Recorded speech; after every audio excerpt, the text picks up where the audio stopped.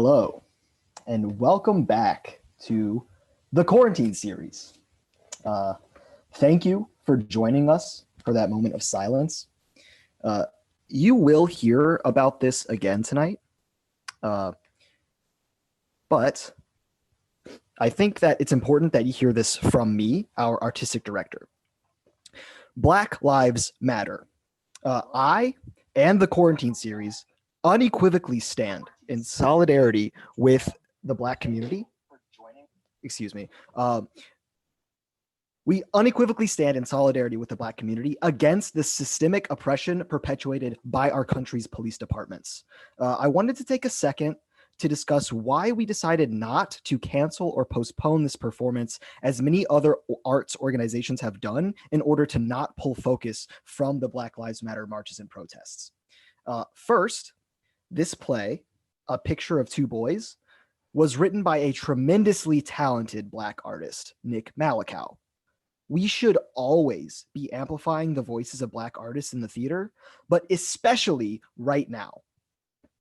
Second, while this play is not specifically about the Black Lives Matter movement, it does examine how two people of color navigate the xenophobic and homophobic waters of 21st century America. It also elegantly explores intersectionality. So how those who face multiple kinds of oppression can experience the same obstacles differently. Third, the entire artistic team behind this play, playwright, director, and actors, are all intimately familiar with what it's like to exist as a brown or Black person in modern day America. Ultimately, we move forward tonight because we believe that this story told by these artists is important, timely, and will help facilitate more awareness and sensitivity, all while celebrating this amazing writer. So we're so glad to have you here back at the quarantine series. We are a Houston, Texas-based play reading series that offers new plays, a workshop process, rehearsals, and a directed public reading, all through virtual conferencing and live streaming. And so to clarify, this script that you're about to hear tonight is not a finished product. What you're witnessing tonight is a step in this play's development. Hearing a draft out loud and gauging an audience reaction through a public reading is a crucial step for any new play, and that is what we are offering up to our playwright tonight, all collectively together. In fact, our workshop for the quarantine series was the first time that Nick had heard this play out loud, and so we are extremely excited to be bringing this to you tonight, the first public reading of this play. At the end of the presentation tonight, I will be facilitating a talkback with all the amazing artists involved. So we'll be taking questions from you in the chat on our YouTube Live. So make sure that you're logged into YouTube and into the chat so that you can talk to us. We love seeing your live reactions in the chat. And in a theater, you can't really be like, oh snap, she just pulled out a knife, holy crap. But you can do that here in our chat. So get in there, go get in our chat. It's really fun. We really encourage you to ask questions and stay tuned after to hear them answered by the artists. Lastly, the quarantine series is a donate if you can operation. We recognize that this pandemic is economically disastrous for a lot of people, so we're not asking for any payment whatsoever.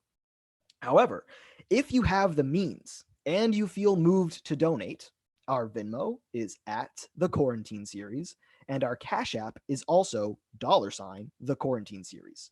If you'd like to donate, please send all of your funds that way, and all of the funds that are collected tonight will be distributed evenly among the artists within the company for this presentation tonight.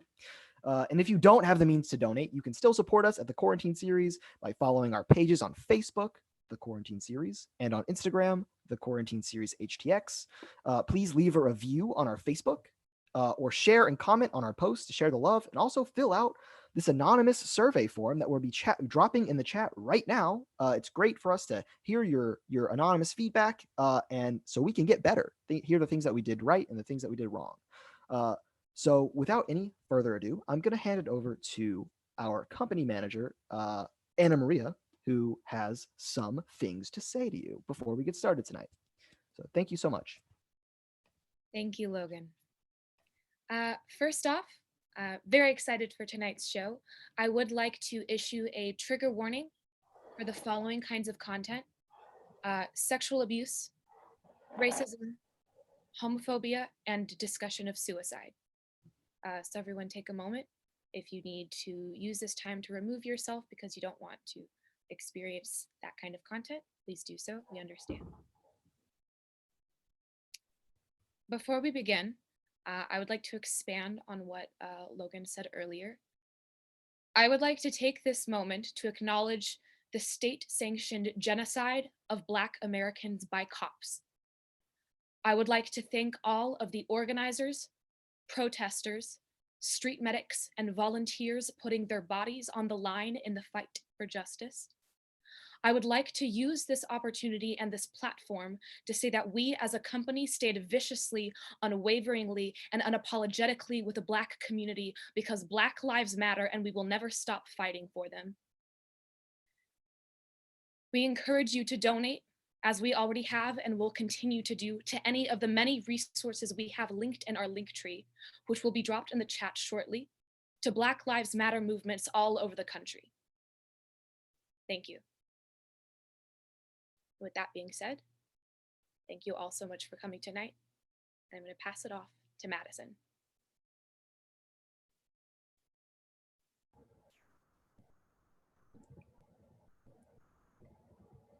A picture of two boys. Setting, Still Mill, Pennsylvania, a fictional town about 1.5 hours from Philly, west of Reading, and east of Lancaster. A dock on the banks of the Schuylkill River. Time is 2008, 2018, and 2004. Marky, 17, then 13. Male, Black. Skittish and scrawny, if not in size, then in temperament. Unfashionable, though he does not care. Marcus, 27, male, Black. Marky later in life. Appealing and very in shape. Controlled and somewhat avoidant. Makes eye contact when Marky would not have.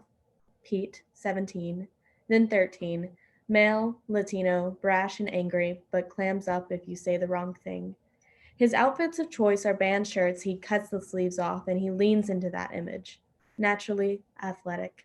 Peter, 27, male Latino, later in life, disheveled, more frantic and nervous than he used to be. Setting, a long stretch of old wooden dock on the edge of a pleasant bank of the Schuylkill River, August, late summer.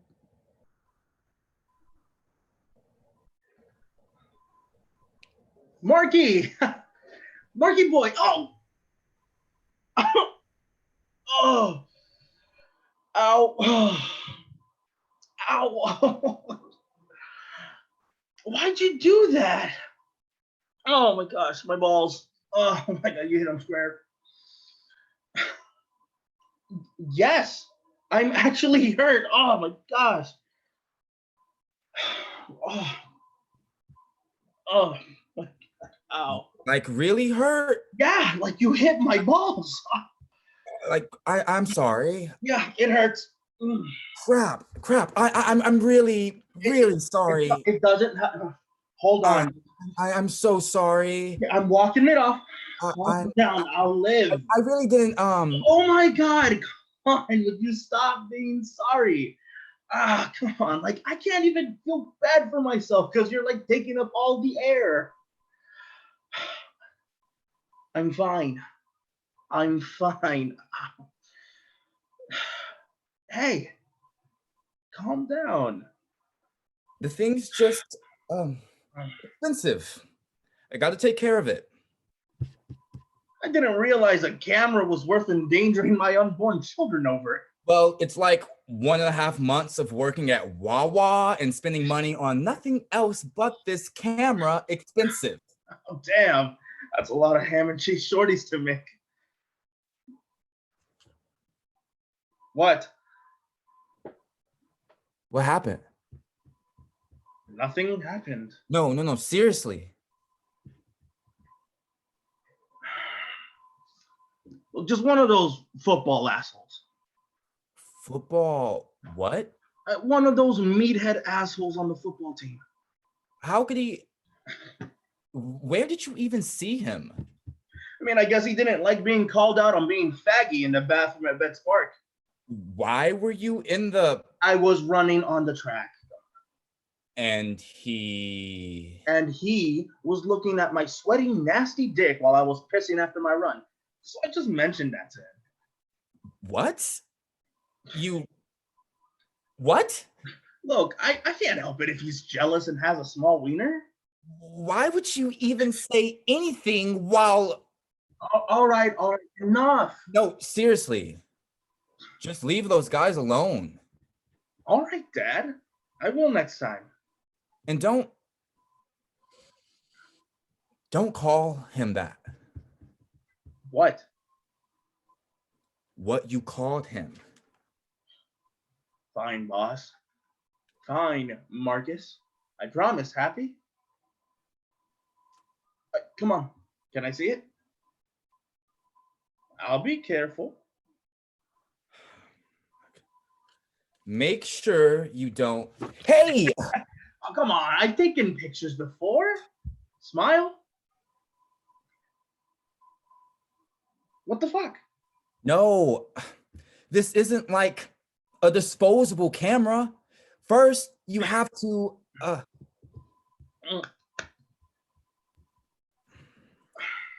Marky gets close to Pete and futzes with the camera. Marky and Pete are side by side. There you go. Pete turns the camera around and makes a silly face. He snaps the picture of the two of them. Say cheese. God. What? Taking back Could've the camera. warned me. That's probably a really bad picture. I don't want to waste any of my film.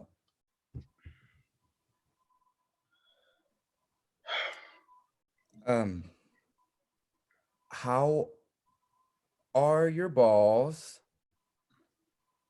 I don't know, mijo. Why don't you check? Jeez, just...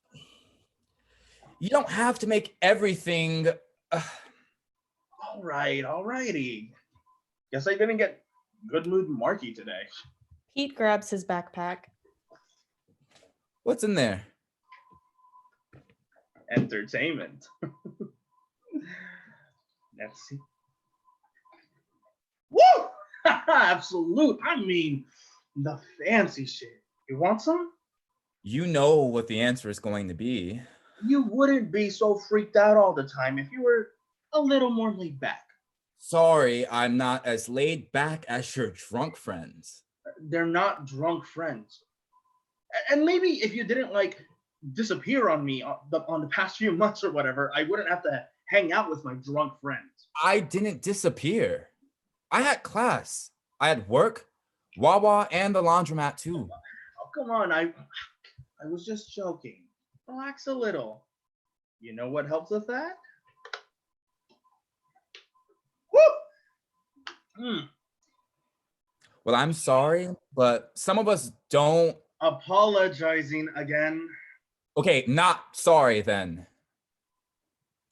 But I rode my bike here. And? You can't exactly drink and drive. That's for cars, dumbass.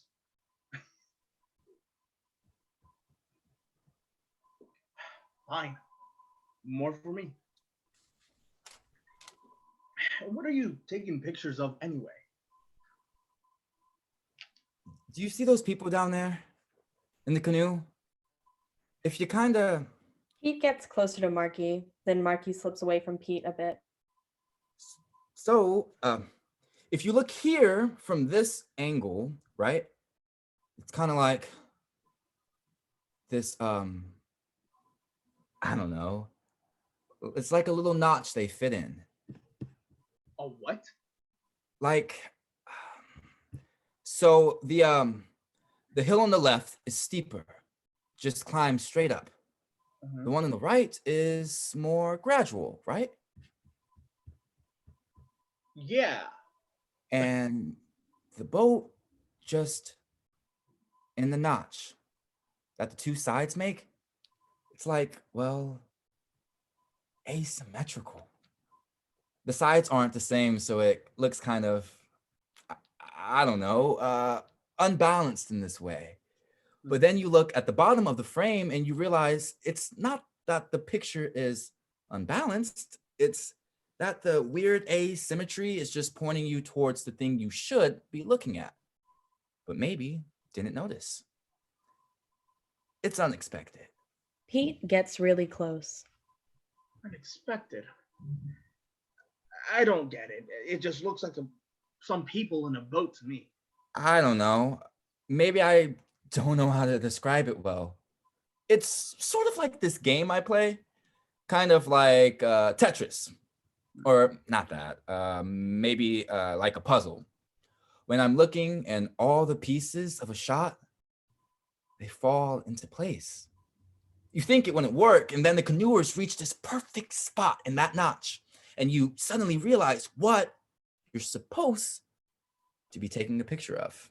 Marky snaps a photo of the canoers.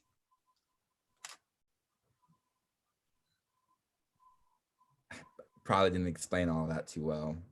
Marky can feel Pete next to him breathing, and he moves away. What? Do I smell that bad? What? You're running away from me. No, I'm just trying to look at it in this. I wasn't trying to be weird or anything. I don't think you've ever not been weird. Okay, sure, thanks. Well, hey, I'm ready to be your star whenever you want me to. You wanted a photo shoot? Well, here I am. It's not a people photo shoot.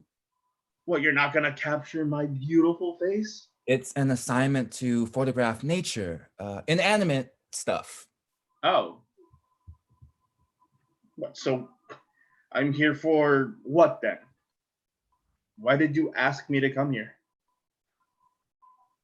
Well, I don't know. To help. I don't know. I haven't seen you in a while. Yeah, like I said, all summer. And not the first time you stopped talking to me either. Sorry. I'm not talking to you. I'm just busy. Stop. Don't be sorry. Just make me a famous model. Then I don't need to worry about failing out of school. Hey, you're telling me you can resist a face like this? Consider me resisting. Ugh. Ugh. What did you say these pictures were for again? Like this summer class thing I'm taking. It's like a camp thing. I thought you weren't the camp type anymore. Right. Well, it's actually like, this it's a really legit class. Legit. Oh, cool, home slice. Kidding. Leave it to you to. You can't get enough of school during the school year. You gotta waste the summer spending it in a classroom all day. It's not wasting the summer. You know what I mean. Me? I'm like far, far, far away from a classroom as I can get until I have to be. They've got like guitar classes too, if you wanna. Maybe it'll be fun. Next summer or something. Yeah, but it wouldn't be fun for like a class. It sucks the fun out of everything. I don't know. Maybe there's something to trying that. Like having a teacher set a goal for. Like, how much fun is this little photo assignment here? I don't know. It's fine. Like, you could be totally doing a kick-ass photo shoot with me, but you're like, I mean, what's your assignment even? Like, what, take pictures of birds fucking each other in the woods or something? No. It's home. We're supposed to define home in a photo series. Oh my god. That's mad cheesy. Okay. No. That's super gay. Don't say that. Oh, fine. That's like a white people assignment. What is that supposed to mean? Like, I bet your teacher's name is Fern, and she has like long skirts and flowery tops and It's a guy. and is all like, in telling what home means to you, you'll find home inside yourself. It's not exactly like that. Well, maybe close. His name's Rich. He's home in Pottstown for the summer. He's an art student down in Maryland. Okay, fine. Your butt buddy Rich. Sensitive art student? Stop it. Is he white? So what? Knew it. Okay, well, it doesn't matter if he's white. Okay, every stupid white person isn't the devil. You know, he's better than like white racist football Assholes? jerks. Yeah. It's not going to fix the problems of the world to just scream about how white our town is. Okay, but maybe you don't need to spend your life keeping your head down low, saying, yes, sir, no, sir, while people just walk all over you. When you have a car of douchebags screaming, boy, get your ass back on your bike down to the ghetto, right? Don't call it that. Why not? That's what they call it. Only apartment in town with any quote unquote colored people. Those are just a few jerks. Come on, Marky. You know the lay of the land here. Got the most skinheads for cornfield of any state, right? So what? This is home to you? I guess. Mosquitoes and hicks and people in boats and a scrawny ass kid sweating his balls off. Huh? No. It's well, evening in the summer. Sitting here, coming here, watching the world pass by, canoers and birds, fireflies, the foxes, being in our own little away from the world cocoon. Oh. You're not scrawny. Or do you mean me? Am I the scrawny one? This? He lifts up his shirt. This is scrawny. You're not, I mean, you have like actual visible muscles. Seriously? Come on, no pictures of this? Come on, this is the fucking Nick Jonas model pose. Stop it. He lowers his shirt, sits at the edge of the dock, and dangles his feet into the water.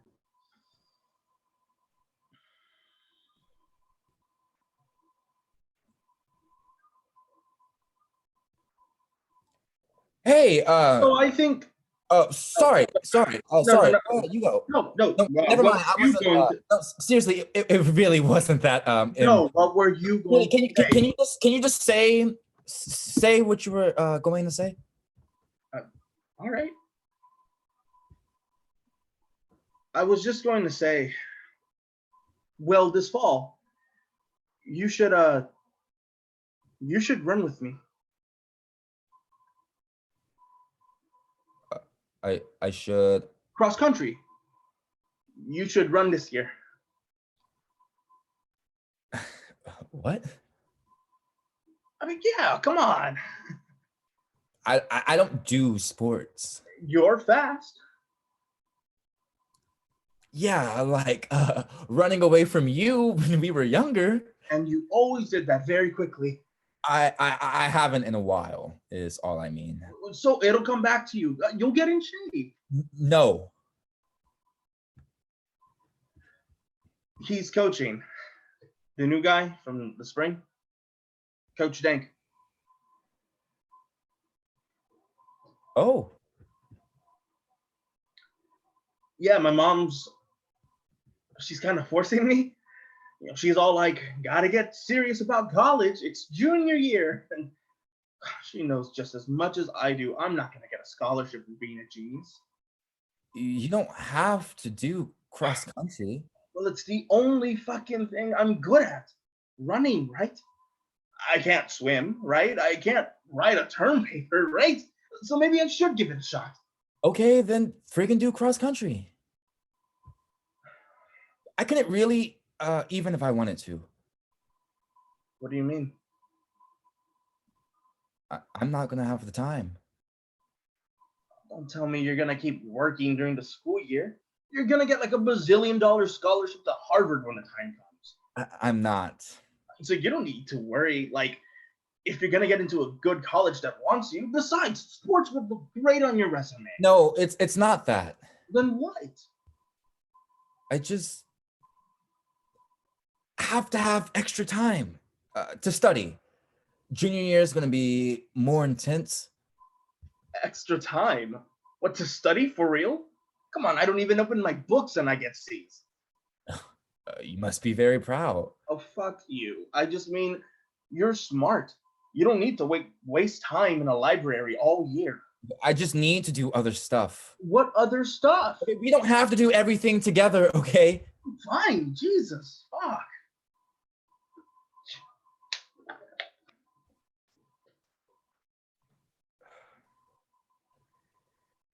You're already almost finished with that? Seriously? Jeez. Don't light a match. Jesus, like, what am I supposed to do if you, like, get alcohol poisoning or something, huh? Jay McGruff, not like it was a fucking full bottle of vodka to begin with. Okay, fine. Don't need to go all dad on me about it. Pete takes the bottle and tosses it into the water. What?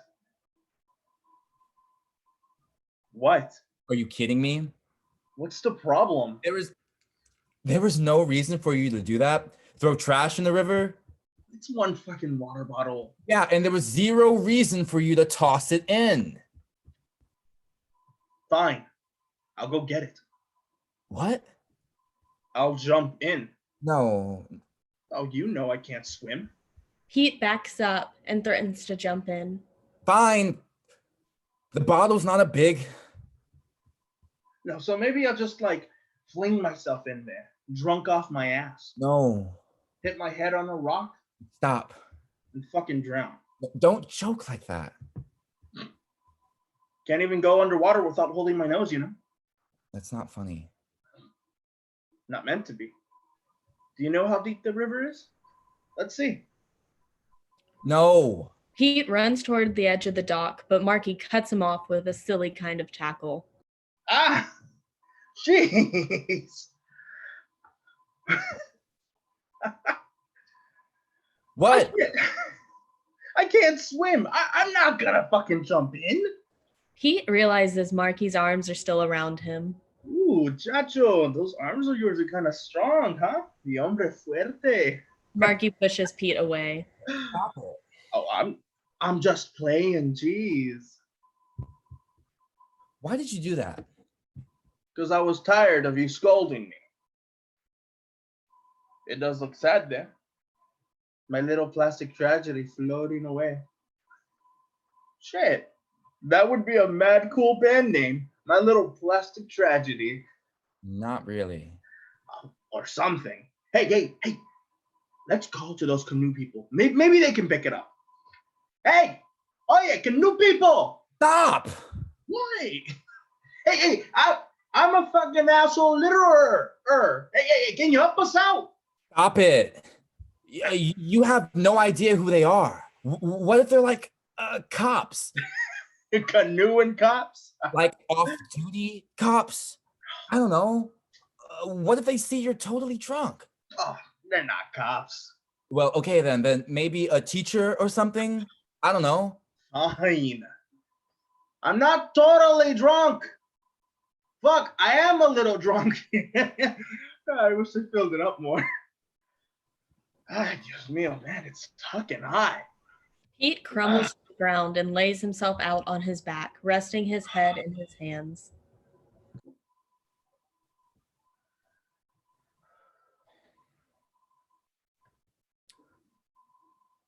Are you angry at me? What? Why? That I won't do cross country? I'm not angry. I just don't get what the genius needs extra fucking study time for. Well, Well, what? I'm doing some like requirements, Requirements? like an extra history, graduation requirements. God knows you passed European history. If I did, you did. Why did you need to? Like US 1 and 2 at the same time. Oh. Okay.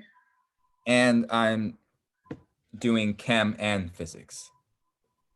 All right. Wow, that sounds like a shitty year to me. Look, I mean, if you don't want to be friends anymore and just stay inside and do work, you can. Because there is, well, there's something I have to say. Okay. I don't know how you might, I mean, you won't be like too mad. What are you, spit it out. I'm trying to finish school Oh, next year. I'm looking to graduate a year early. I need to look more into it, but I'll probably be applying to schools, colleges in the fall. Oh, Yeah. rushing to get to the finish line, I guess.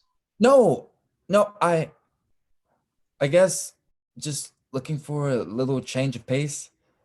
I mean, sure, Penn State's on the list, but I'd rather be even farther away than that.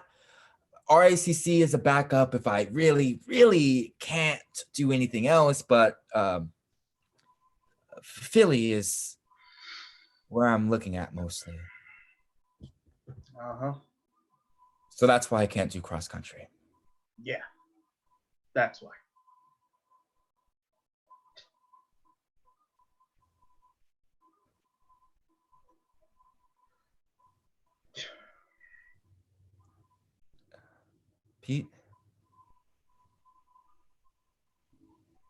Pete? Are you angry at me now? About what? What, do you think you're too good for this ass crack of a town? I don't think that I'm... Oh, Jesus. Come on, it even smells like cow shit. I love the summer. This place fucking stinks. Literally stinks. just ready to get out, you know? Ready to be somewhere else. And it's not like I have a lot going on for me here. And I do? I didn't say that. Oh, but you came up with this plan in secret, right? I mean, first I'm hearing about it, right? No, I mean, it wasn't secret. I mean, you know, you have like other friends and stuff. You do like sports and you're really, really, really good at soccer and you're on the track team. Yeah, just make room for the fucking track star, huh? Oh, that isn't what I meant. I know you're not just like, there are things you are involved in. Yeah, things I really love. Track with Coach Robert Dink. I have other friends, huh? Drunk friends, right? I didn't mean to call them that. The Goth Brigade. That is, the other shitty name you call them. Well, I don't have any others, okay? Whatever you call them, yes. You have a couple of other friends that you do cool things with, like drink and smoke and whatever you do. And I don't have anything else. I only have you as a friend because you, I don't know, felt bad for me or something when you moved in and realized your neighbor was a loser who got picked on by every jerk in town. I go to school. I help Aunt Gracie at the laundromat, and I make sandwiches at Wawa. That's it. You also done fun teachy-feely white person photo camp, unless you're lying about that too. I didn't lie to you about that. This is for my applications. What is? The photos? The classes aren't for camp. They're at RACC. There are these supplements, Supplements? extra things like some colleges like you to fill out when you apply, like an essay or portfolio or something. So what? So the photo shoot is so you can get into college? No, it is an assignment. Home. This place. This dock, you know? I don't come here with anyone else. Because you don't have any other friends. No, I don't. Unlike me, Mr. Fucking Popularity. You didn't say that. My drunk friends aren't actual friends, Marky. They're people I drink with so I don't have to do it alone. Pete.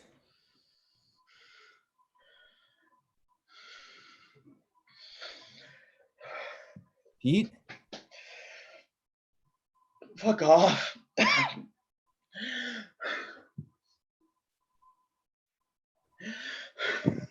Hey, what's going on? I'm not really well. Is everything okay? No, I just said I don't feel well. Okay, but I mean, do you need me to go get someone? No, I just I feel like I might puke. Just leave me alone for a minute. Okay. Maybe like just put your head between your legs. That's supposed to help, right? Oh, shut up. Pete squats and puts his head between his legs. His breathing slows. Marky keeps his distance.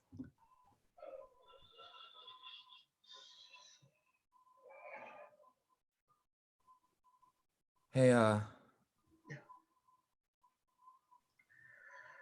Stop. are you okay? I'm fine. Are you gonna throw up? Shut up. I'm fine.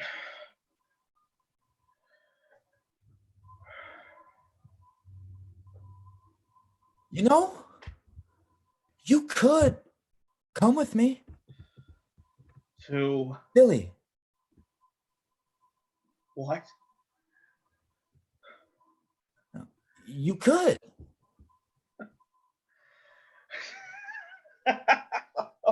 Oh, thanks. That's a great suggestion. You could look into graduating early too. Early? Come on, I'll be lucky if I graduate on the 5-year plan. I don't know, get your GED or something. What's a GED? Well, it's when you... Oh, fucking anyway. And what, just move to Philly for what? Nothing? I don't know. I guess I wasn't really thinking about it. I see. I'm just saying that... What, so just what? Leave my mom here all by herself to run the restaurant? But maybe take a gamble and see whether or not my pops comes back to be a huge dick to her like he does every couple of years. Pete, Or just live with you and work at 7-Eleven in Philly? Or be an actual Mexican busboy at some shitty restaurant? I wasn't really thinking of... No. You weren't really thinking of it. Of course not. How you were thinking about is how you're so much better than the rest of us. No, I wasn't thinking that. That you're just like so fucking smart, better than everyone in this big old dookie dump of a town. I didn't say that. You didn't have to. I wasn't trying to say I was better. At least you could say it out loud. Don't hide it. Hide what? Say that you know that this plan of yours, you were trying to escape all by yourself. That you know this is about self-preservation, not teamwork. That you know I wasn't a part of it to begin with. Okay. Okay, I see it. I get it. I can't All right. just... I was just throwing it out there. Pete grabs his backpack. Wait, What? where are you going? Shower. My shift's at 5. I smell like shit, and my mom's gonna turn my head off about it. Come on, wait. What else do you want? You're riding your bike there? Yeah? You're like really drunk, I can handle a 10-minute bike ride. but it's dangerous. Well, then maybe I'll just ride into traffic. You're right. This place is so miserable, I'll find my own way out. Don't say that. Don't joke about that. Not joking. Jesus. Don't. Come on. Shut up. I'm not going to kill myself. Too easy, right? I'll just die slowly in a cross-country preseason with Coach Robert Dank. Shit. That's not fair. No, it's not. So what? Are you just gonna ignore me for this whole year?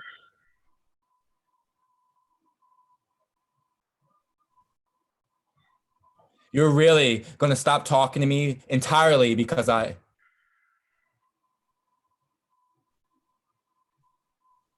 That's selfish, Pete. Seriously, that is actually selfish. Without much warning, Pete jumps off the edge of the dock into the water. Lights shift as we're underwater. Pete is suspended in the water, and we are now in some kind of intermediate space. A vague and unsettling voice from an unseen person resounds. You're fast, Pete. I know. And cocky, too, I guess. Well, for a... How old are you? 11. Really? I thought you were 10. Just turned 11. You know, you've got potential. Potential? You could be good at something. As a sprinter, you're explosive. You could be more all around good, though, if you cross-trained, did some distance. Running's boring. And you're opinionated. You're itching. You okay? Just uncomfortable. You know, when we sit here and wait for... What was your friend's name? Marky? Marky, to finish his art class, you never shower after practice. You really should. That's okay. If you're just sitting in your sweat, that's not good. Boys getting older like you sweat more. You could get infections like fungus, whatever. Ew. I know, right? Gross. That's why showers exist in locker rooms. See? I'll wait here. There isn't anyone left from track and field. If Marky comes out, I'll just let him know where you are. Well... Seriously. For your health. Go on in. I'll wait out here. Pete is still underwater. We can hear Marky through the sound of muffled water, panicking on the dock. He drops his camera and prepares to jump into the water fully clothed, back in the liminal space world. Knock, knock. It's just me. What? Yeah. I didn't mean to scare you. I got a date after this, so gotta clean up myself. Oh. No stinky clothes. No gross, itchy skin on the bus ride home. It's better, right? I guess. You look strong, you know? I do? Yeah. You're gonna be a good-looking guy. I am? Oh, it feels nice. Nice, nice, nice. A warm shower. Soaping up. Yeah, soaping.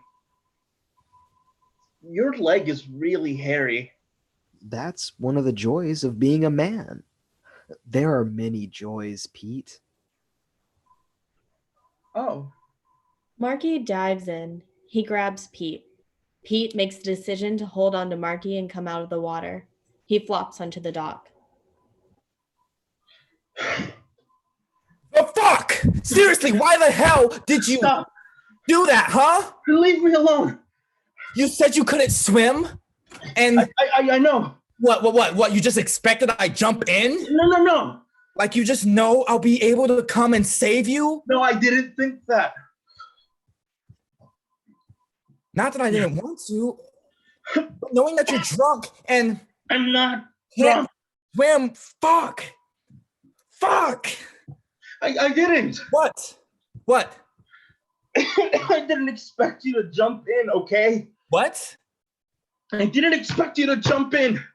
I didn't need you to jump in. Well, how am I supposed to? You didn't need to save me, okay? Never have, never will. What is that supposed to mean?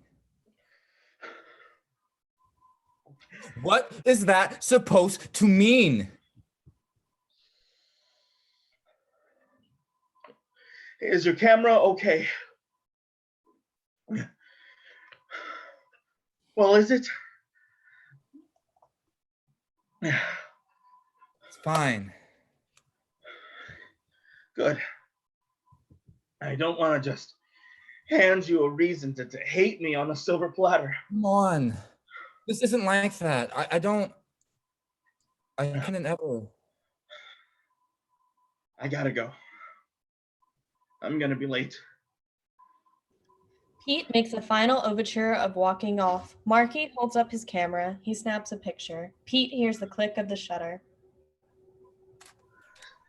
Seriously? Pete turns around. Marky snaps a photo. Pete suddenly rushes to Marky, who's taken off guard. Pete grabs the camera. Hey! Pete fumbles with it, opens the film casing, and pulls out the roll of film. I'm not gonna be the picture that gets you into fucking Princeton or whatever. I'm sorry. It wasn't. The picture just, fell into place. The puzzle. Pete gives Marky back his camera and leaves, holding up his middle finger. Marky stands frozen and holding his camera.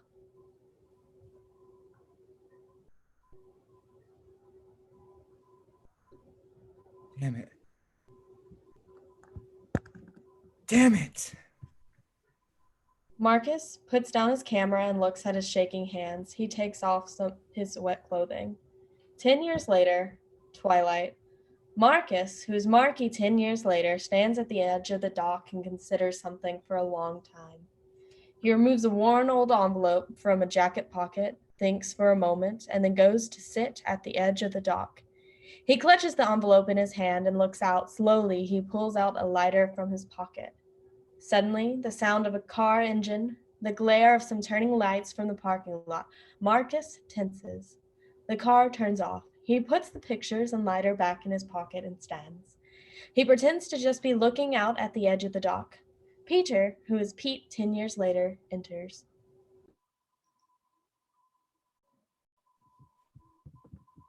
Holy Marky?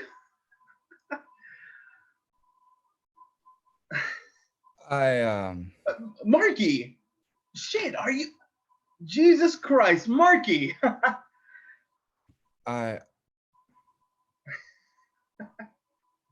Wait, Pete?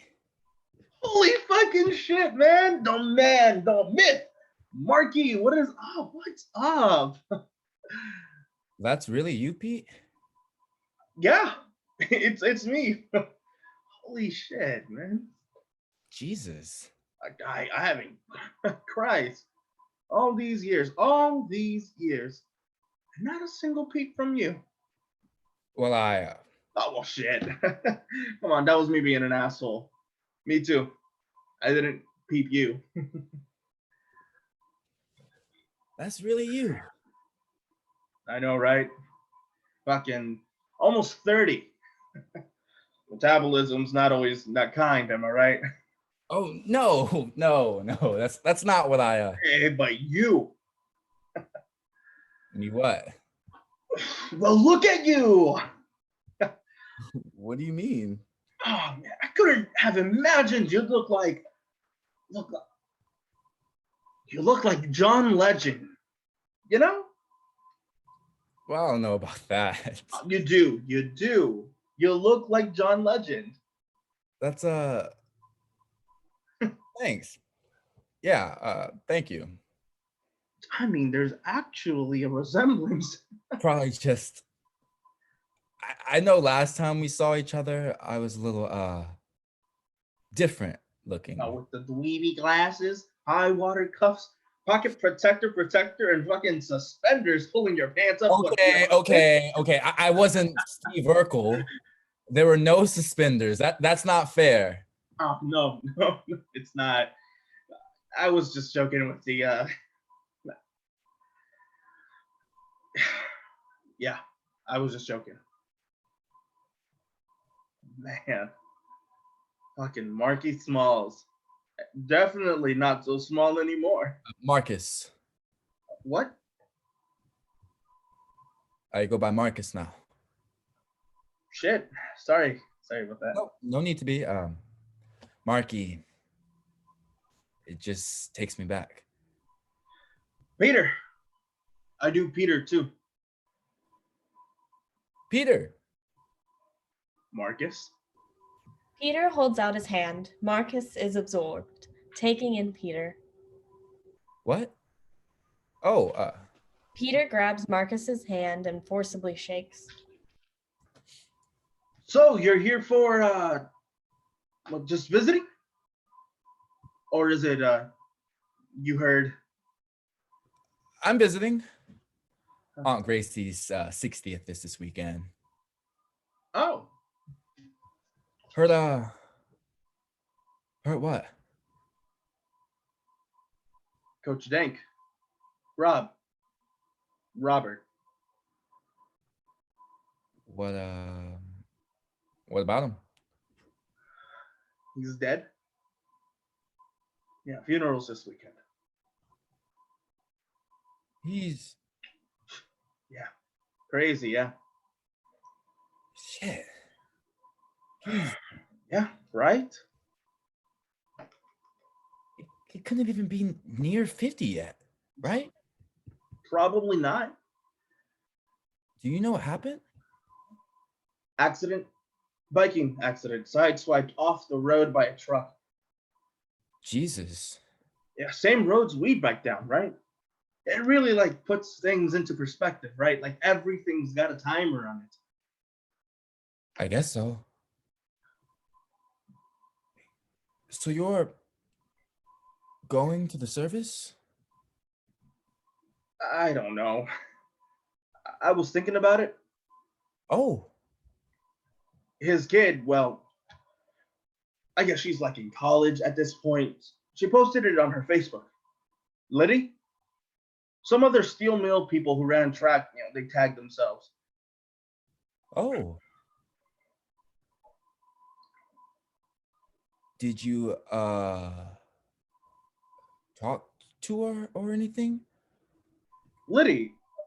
No, I didn't want to, I guess, intrude into whatever she's got going on now. You know what I mean? Yeah.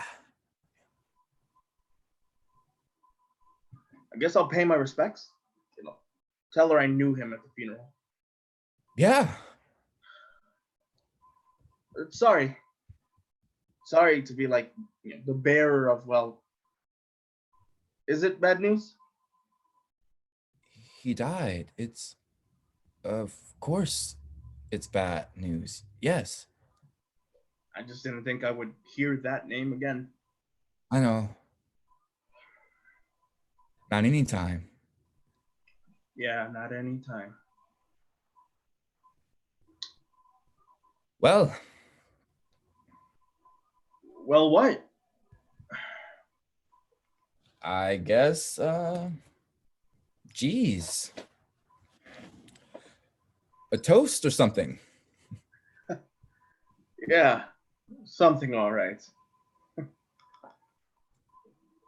Shit. Look at you. What? All fucking suave with your what? Is that a silver flask? No. I don't know. I mean, it's just from Target. So square bad mood Marky just doesn't exist anymore, Oh, huh? Bad Moo Marky is still somewhere in there, but if I'm going to be back in Steel Mule, need some lubrication, ease the re-entry. Oh man, you're even like making fucking dirty jokes. Fuck. Jeez, you are different. You? Oh, well maybe. No. I don't actually. I don't anymore. Oh, I don't drink. Yeah, I stopped. I don't, so I won't. sorry. Shit. Sorry. No, hey, you're not the first person to offer me a drink since. No, I shouldn't just have assumed that. Yeah, like I know other people in the world have fun, right? So it isn't. It's no big deal. Cheers. Come on, get it back out. Cheers. Cheers.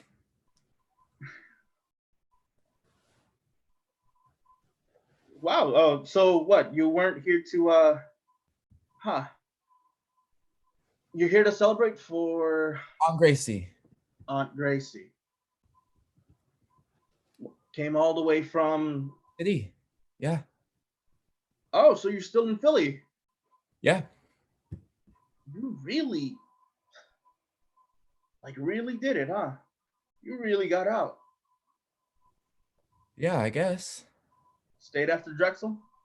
Yeah. Because I know that's where you went, right? That's where you ended up. Yeah, it's where I went. Must be like really, really set up nicely out there. I mean, compared to, sure, it's nice. It's nice walking around with people who look like you. I mean, I just meant, look at you. What? Fancy ass suit. It's just H&M. Still. The guys I work with, they waste a lot of money on like Brooks Brothers, whatever. This pretty much looks just as good. I mean, probably when you look like John Legend, everything. I do not look like John Legend, okay? Hey, just saying. You look like you got everything together. Wish. Come on. I bet you're a fucking bigwig or something. Definitely far from a big wig. Well, what are you doing? Well, Come on. Gotta be like a photo something, right? You know, tell me you're a rich ass nature photographer. no. No, I'm not. Or like fashion? Something? No, nothing with the camera. Shit. Really? Are you serious? Come on, I thought you would. I mean, of all people, I thought you'd be the one to like follow through, right? Right. Come on, like I thought that's what you'd do. Go be an artiste or what have you. I wish. Because you put your mind to stuff and like you made it happen. All I did was get into college. Not that you, I mean, I just went to Drexel. What happened to photography? You were good, right? You like really knew how to take pictures. I don't think you ever even saw. Well, what happened to your love, to Mr. Artiste Marky? Well, my roommate sophomore year, I don't know, he was a finance bro. A jerk, yes, but I guess he convinced me I wasn't going to make any money. Buzzkill. So I don't know. So I changed majors, That's all it took. I guess. Huh. Yeah. And I mean, actually, once I was doing it, once I was like taking photo classes and stuff, it wasn't the same. Just taking a bunch of stupid emo and black and white pictures and bearing my soul for my class. It didn't feel, they weren't always, yeah, it just wasn't the same. I feel you. A lot of things don't turn out like you plan, right? You have this one idea of what things might be like, and then what do you do? It's nothing. It's stupid. No, seriously. What is it? What do you do? Like money stuff. Hedge fund management, blah blah blah, boring shit. Huh? I don't even fucking know what a hedge fund is. And that's not a bad thing. Hey, be grateful for that silver spoon that's feeding you. I know. Shit. I know. I don't mean to be so. It's just, when you said I made it happen, yeah, that's what I thought too. I follow my dreams. Disappoint myself a little bit. Survival, right? You gotta adapt. How about you? What have you been up to? Nah. Nah, come on. You made me say. No, it's really not I'm any. sure whatever you're doing is fine. I'm an associate manager at Aeropostale at the Limerick outlets. That's great, Peter. Fuck you. No, seriously. Oh, come on. No. You're like managing something. I'm at this stupid company, but I'm pretty much just dangling off this white guy's nutsacks. Hey, some people would call that a great Saturday night. Yeah, well, not me. Just seeing them like promote all their stupid frat bros before me. You're managing something. Associate managing. Still, I've been dangling for too many years now. Too many years saying yes to some pasty-faced white boys. It's not going to fix the problems of the universe to just scream about how white the world is. That sounds like something someone stupid said. Maybe.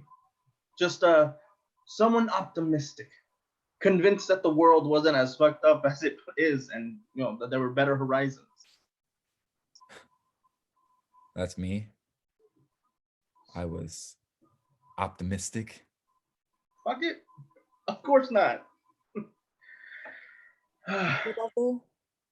Limerick? Can see the goddamn power plant from the window. Scenic. It's like I expect the Simpsons theme to just start playing every morning. So you got out of here as well? Yeah, barely. Why didn't you come all the way out to the city? I wanted to be close to my mom. Take care of her if I needed. Shit. That's... Even after, I guess I was just too lazy or something to leave. That's right. Aunt Gracie told me she'd... Yeah, 3 years ago. I'm sorry, Pete. I'm so sorry. Peter. You are so fucking sorry all the time. That's why you're still low man on the totem pole, Shit. Who am I to talk? I get owned by dumbass shoplifting kids every week. Wake up, power plant view. Work, home, fucking rinse and repeat. Shit. You still got that flask? Well, Hey, your body looks tight as hell, but I bet I can still wrestle it in a way. You don't have to. Kidding. I guess. Not really. But I won't. Don't worry. So, do you still do music? Play guitar? You're an artiste too, remember? Kinda, sorta. I'm just not that good at it anymore. Well, I mean, that's just practice, right? I haven't done piano. No, it's like my hands, they're all they kind of shake in a way that they didn't used to. For chords, it doesn't matter as much, but picking is hard. That's a dumb reason. It's not like I'm a surgeon or whatever. I bet if you practiced, you could still get it back. Nah. Being a musician, the next Kurt Cobain, that was a real stupid thought. No, it's not. Dreaming's not dumb. Says the sellout himself. The frogs bellow in the background. Man, the frogs are fucking up a storm, whatever they're doing, like usual. I forgot about that noise. I actually missed that noise. You're kidding me. This town wasn't all that bad. The frog songs, the summer heat, mown grass smell. I've kept those things locked in me. Well, for me, just even coming back here, I don't ever do that, you know? Just coming back today, it's like Pennsylvania bumfuck PTSD flashbacks. Not like I live in Gotham City or whatever, but not as out in the boonies as here. Anyway, I got here and suddenly I was flashing back to high school, middle school, like riding bikes and almost getting sideswiped on those curvy roads. Being called the Mexican gardener by fucking football assholes. Dave Hunter, Jack Miller, Teddy Hansen. David fucking Hunter. I saw him, you know, a couple years back. Oh. Look, I was driving back home. It was too clean out, and I saw this pink-faced doofus just like waddling out of a Sonny's with a handle of Jim Beam or whatever, like proudly wearing his MAGA hat, fucking huge ass gut just spilling over his pants. I mean, come on. I know I'm not a prize or whatever, but that guy can't even see his dick, I bet. Serves him right, I guess. For being an ass to you since middle school. Hey, you have to fuck with those guys too. I remember that, compadre. You know, anyone I met at Drexel who like never went west of the King of Prussia Mall or came from another state had absolutely no concept of Pennsylvania. Well, not everyone knows. A big fucking state, a lot of room for racist assholes. A great secret of Pennsylvania to the uninitiated. Well, you know, I just got the fucking busboy jokes. I can't even imagine you or whatever you got. Okay. I mean, you know, what you had to go through? But seriously, I didn't have those like KKK and training bastards running after me. It was fine.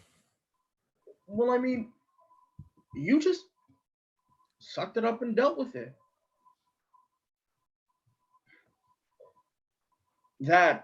After that, when we, you know, when you told me you were leaving, how you wanted to get out of here, I was just so fucking pissed.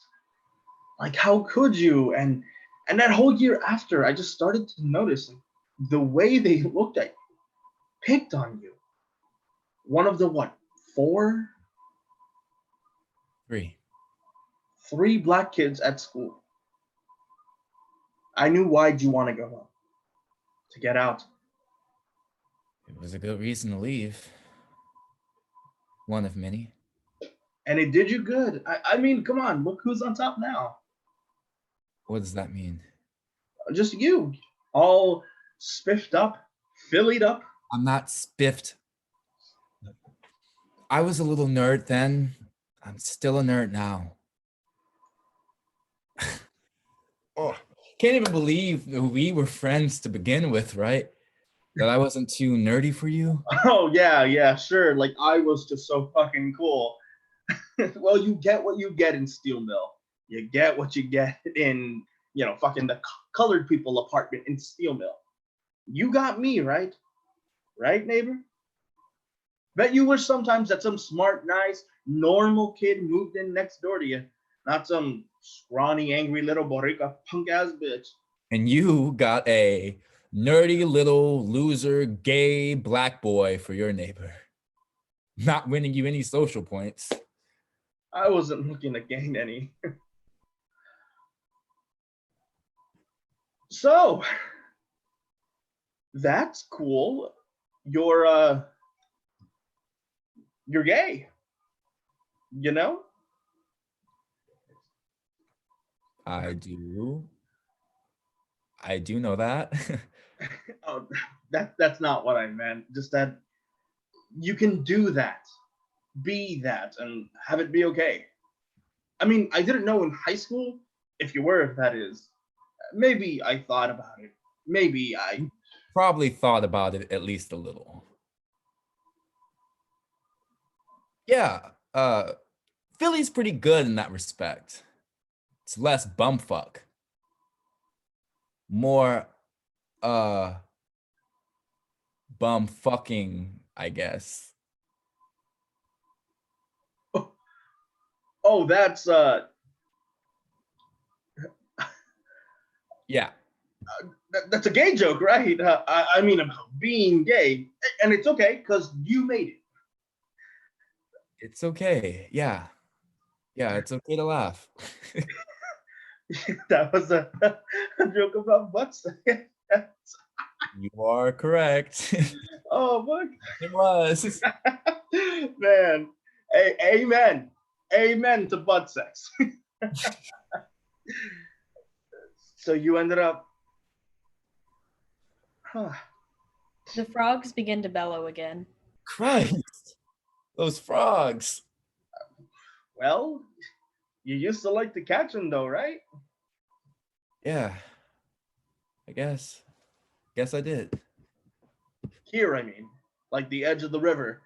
Yeah, you'd fucking slipped one time, headed towards the bank of the river, and just plopped right into the mud. Oh, what I called you, Stain. shit stain. I called you that for A year after, I think. yeah. Man, I was a little punk in middle school, huh? That was in middle school, right?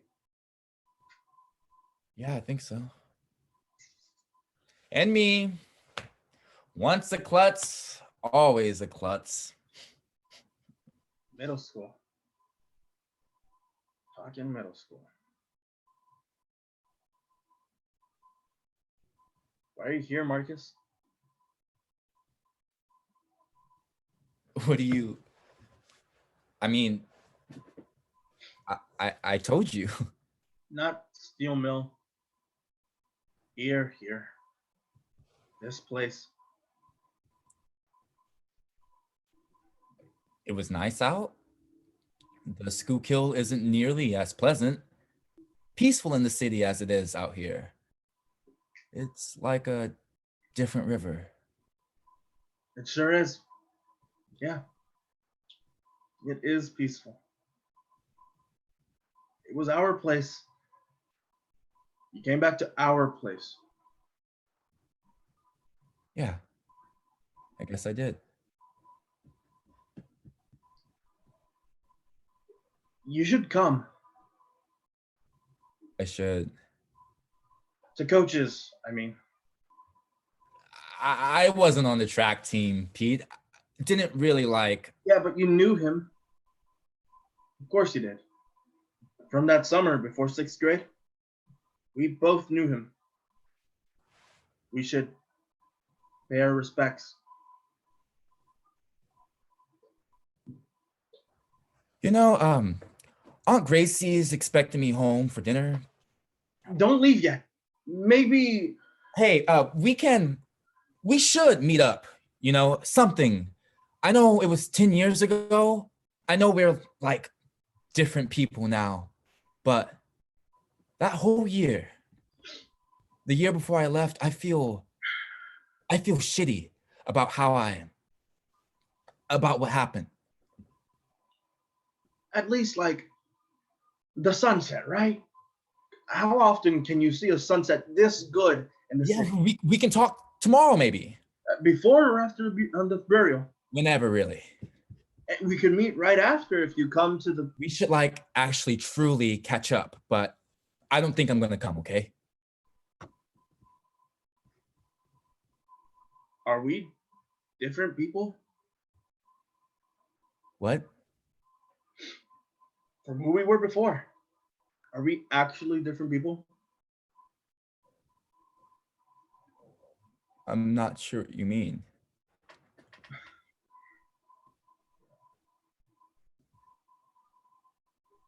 I know there is more to talk about. We have to talk. So tomorrow, okay? Marcus holds out his hand for a goodbye. Peter takes it and they shake. Yeah. Tomorrow. Marcus is about to leave. Are those pictures gonna be gone tomorrow? Or you? You gonna be gone? The pictures, that is. Are they going to, What? maybe I'm wrong. I just assume. No, I don't think I am. I don't think I'm wrong. Wrong about? I assume you have them. I mean, I don't know why else you'd really go to. Peter, what are you talking about? I guess it should be up front. I mean, that's something we should talk about when we talk. That we never were. And we just really needed to be upfront. That was the real problem. Seriously, Peter. I lied before. I have talked to Liddy, to his daughter, seen her. Oh, Saw her. Not even an hour ago. okay. And I know you saw her too. That you went to her dad's house. And there, I assumed you grabbed the pictures. I haven't checked. I didn't go inside, but I'd be surprised if you didn't. Right after. I called her right after I heard that he. And you know what's funny? She said you'd called her like earlier in the day, not even 2 hours before. I knew you talked to her and that you told her that you'd be in town today, that you'd go to the service. So then why didn't you just tell me you'd? I mean, why didn't you? Right. So you saw her, meaning? I saw you go to visit her at their house just now. Just before. Just before. So you followed me. You seriously followed me. I mean, would it be the worst thing we've done to each other? You followed me. You still haven't answered my question. You took them, right? I didn't take. Look, I don't need to tell you this. This is. I don't think we really should talk to each other right now. If I'm being honest, I'm a little worried about you, Pete, about how you're doing. And I'm just going to cut right to the chase here. I think you took something that doesn't belong to you. I think at the very least, those are some things that belong to both of us. Marcus makes an overture to leave. I don't really want to sit around here being accused of ridiculous shit. And even without them, I'm going to go talk to someone if you don't just stop there. If you leave. Talk to? Not someone. Many someones.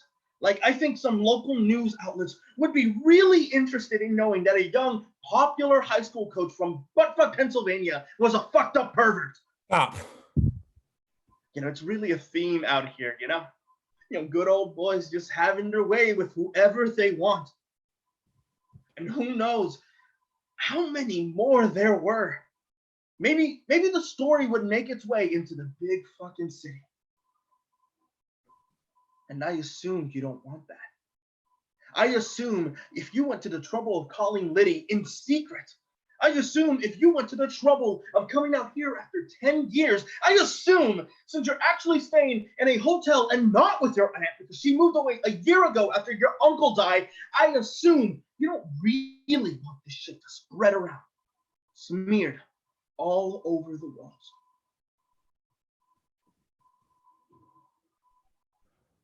Why would you spread some story, some ridiculous tabloid thing that would just come back and bite you in the ass? Do you know what they would say about you? Well, would it bite me in the ass? I mean, come on. What do I have to lose? I'm a loser, right? No one would believe you, especially in this town. And why not?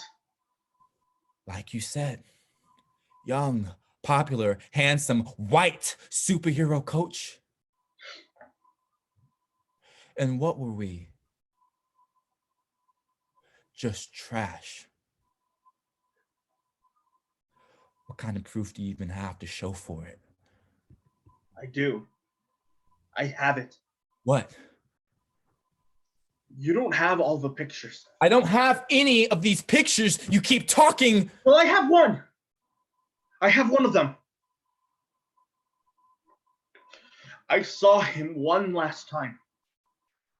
I mean, of course, I saw him all the time. I ended up running cross country. It sucked. Every practice was just a... But I saw him alone one last time. You... But there was a reason. It wasn't just for... His daughter was away at her mom's that weekend, so she wasn't there, obviously. And after he was asleep, I went into the study where I knew, where I'd remembered. I had to nudge it, his desk, back away from the wall, just a bit scoot in to see that weird grate behind there, the heating grate. You know, those old farmhouses, they've got those like weird ass creepy iron gates. And you know, it has like crazy designs on it, if you remember. And when I see him put that shoebox in there, it kind of freaked me out. It was real weird, like old-fashioned, like something in a fancy old European house, all cobwebby and metal design. At the same time, when we're 11, I mean, first times when it was, I thought, like the gates of hell. That's funny, yeah. I remember that so distinctly, the shoebox going into the gates of hell. But this time, I was going to take something back from it. And that was when I grabbed it. Peter pulls out an envelope from his pocket. He edges out what's inside. An old picture, just enough for Marcus to see what it is. That isn't... That could be anything you just put inside of an envelope. Do you really believe that?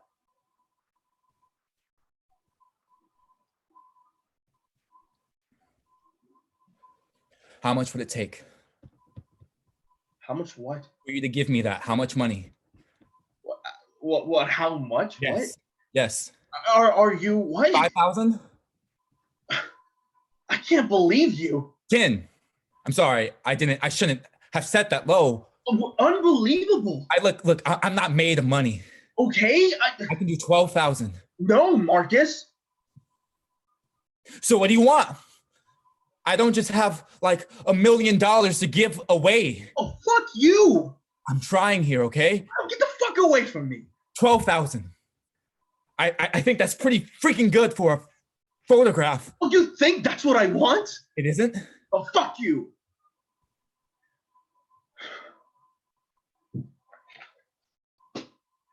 Peter begins to leave. Stop.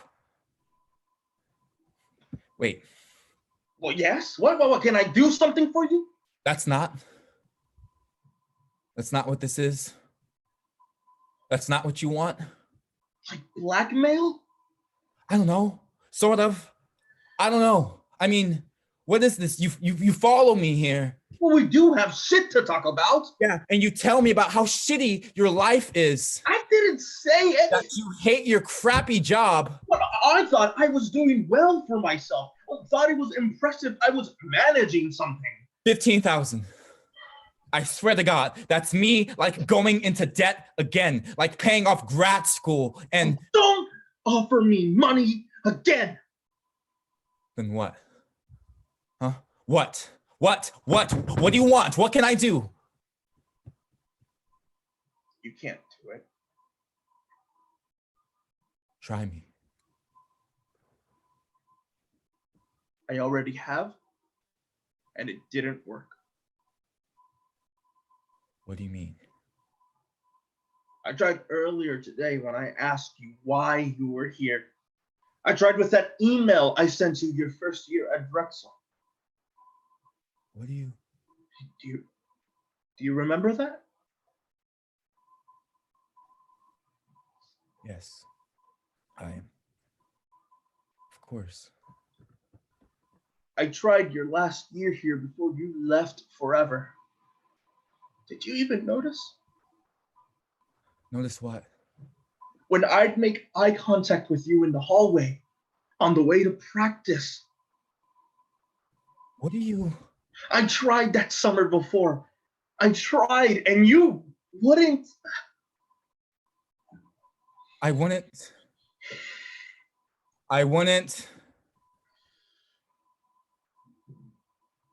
Finish my sentence. What? Complete the sentence. Robert Denk holds a special place in our hearts because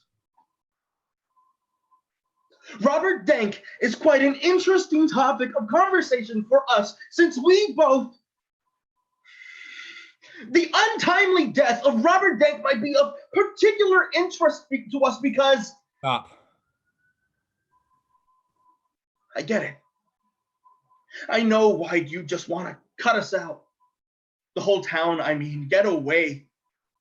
But the year after that, you know I'm still here.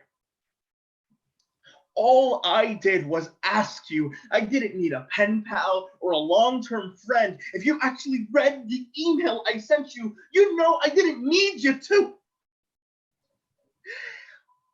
I can't smell Paco Rabanne when I walk through Macy's without feeling like I'm about to puke because of him. I can't have sex with anyone because for some reason an inner thigh without that exact stringy leg hair he had just feels wrong. Like I don't deserve it.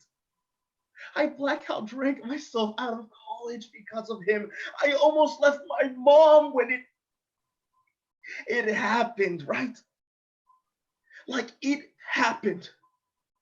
I'm not just crazy, right? Can you say that out loud? Tell me that he was a monster, right?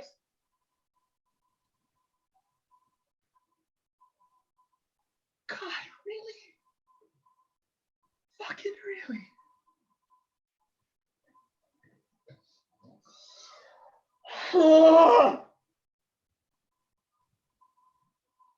Might as well just fucking go crash my car into a stone wall.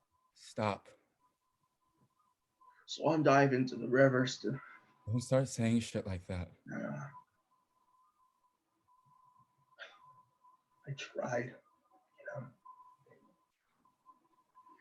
like actually tried. Right after high school. It's hard, though. I thought I'd just swallow a bunch of pills and that would be the end of it. Fuck. But it's harder than that. Or maybe I just fucking suck at that. I woke up in the middle of the night and had just pissed my pants. That was it. I went downstairs and I saw my mom, bald head, all wrapped up in her scarf, watching TV. She hadn't given up. What a fucking coward I was. Pete, don't. I'm sorry, okay? I'm sorry Then that... step up! You look different, but you really haven't changed at all. Wait, stop. Wait.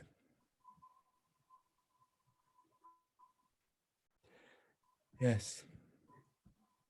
Yes, yes, yes, yes. Yeah, you're right.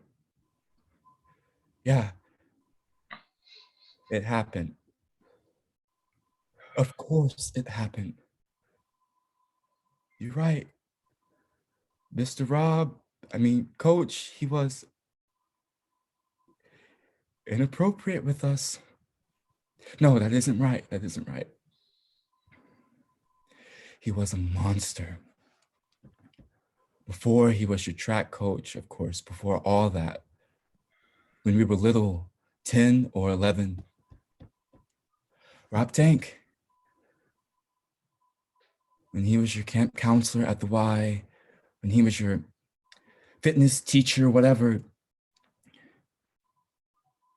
he would wait with you for me after camp, wait for me to get out of art. And I don't know when it happened, because you're right, I never talked about it. But sometime that last week at camp, he started driving you home and you stopped waiting for me. And one day when I got out early and I found you, is this what you want?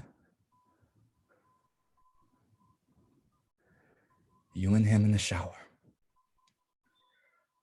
It looked like for a second you both were just standing there, frozen, because you weren't looking at each other, just facing forward. But I looked again and I saw your hand was around his and you guys saw me. And he drove us both home that day, but we went to his place first for a snack to hang out, and you and I, he asked us to, with each other, just like you had with him, but he wouldn't touch me, and he never would. It happened again, of course. I'd come over, rest of that week, one time he asked me to take pictures with his camera because he knew how to develop film, pictures of you, lying there like a centerfold. He posed you, he posed with you, he posed with us. You had like hair on your legs. I remember that. Why do I remember that? I wish I could be you. Growing up and confident. This little mustache on your lip, sometimes when he made us. The two of us, it felt like it was on my lip. And then he disappeared. And you kicked my ass. Maybe because you blamed me.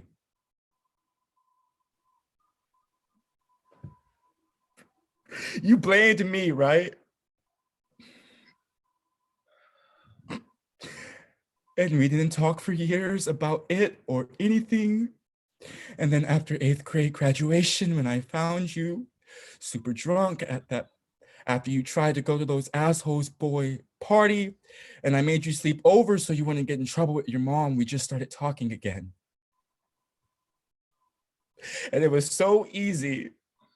And we didn't have to talk about anything at all. And I don't know why, but when we were together, I actually didn't think about it ever. Being with you distracted me so much from thinking about the fact that he ever existed.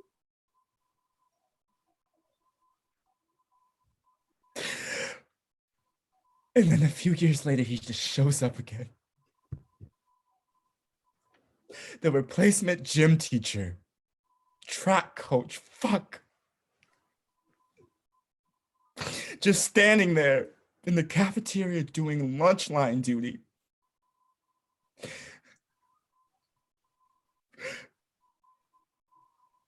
And he pretends like he's never met us before in his life. But in his eyes, his face, the first time we all see each other that April, it was unmistakable. His mustache was gone, his hair had started thinning a little, but it was him. And we were us. And we all knew that. Of course I didn't forget this. Of course you didn't just make it up. I remember it every day.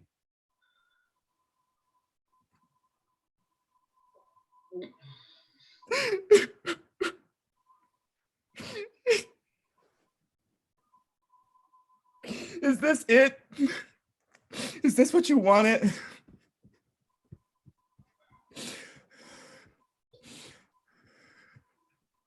I sent you. I told you. I asked you help. Fucking help. And it was too hard to pick up the phone for 10 No, I thought he was attractive. What do you... I thought he was attractive. Hair, smile, mustache, the stubble around his neck, his wiry forearms. Whenever I see you two talking, I just think, I want to be him. And I want to also be you so that I can be with him. And so when I found you two in the shower, and then I had to go to his house because I could always see that he really wanted you. I could see that I just interrupted you both one day and found you both when you were, and he had to bring me in on the secret. He didn't think I was beautiful. He didn't want me. I was jealous and angry and scared. And I guess I thought I was jealous. I thought that was the feeling I was feeling. I felt it again when he walked into that gym class in high school and you two were in the same room together.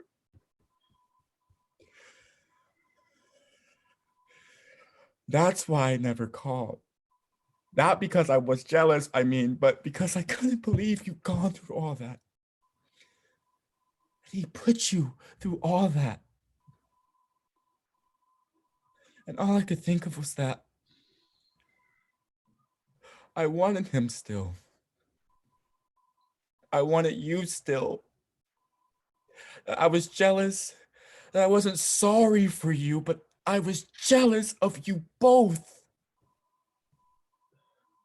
And I ran away. Yeah, I escaped, right? I pushed you away and I froze you out and all of Steel Mill out because I thought that was going to solve everything. But I still know that feeling. Yeah. 10 years later, I can tell you what awful anger and fear and desire is. And it lives with this sick, sad, angry feeling at myself. And I feel like human trash because of it. And I came back today because I thought that maybe I could cut it out. Just surgically remove it because I think about this every day. I think about this every day. left because I know. I know. I'm so sorry. I'm so sorry. Somewhat frantic, Marcus reaches out and embraces Peter. I'm so sorry.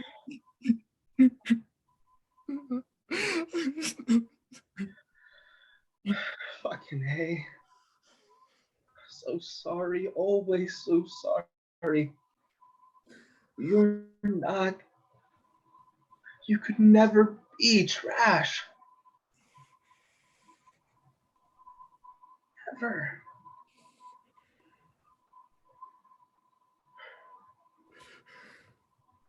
Did you ever think that he was the one who did it to you? Did That he made you gay? no. No one made me. That much I knew at least. Starting in 4th grade, I'd have this dream. Not sex, not sexual. I don't remember much about it, but I just remember that I'd be sitting there in a field or something, and I was holding your hand, actually. Mine? Yeah. We were just sitting crisscross applesauce holding hands. You knew you were gay in the 4th grade. Not yet. I don't think. Was it lust? Tenderness? I didn't know what it was at first, that feeling. Yeah, and later, I guess in middle school, I felt it. I don't know. The feeling changed. I had different dreams. Yeah. No, he didn't make me gay. He made me angry. He made me think I hated you. But I didn't, though. Of course I didn't. I couldn't. I didn't hate you. The opposite. I loved you. I loved you so much.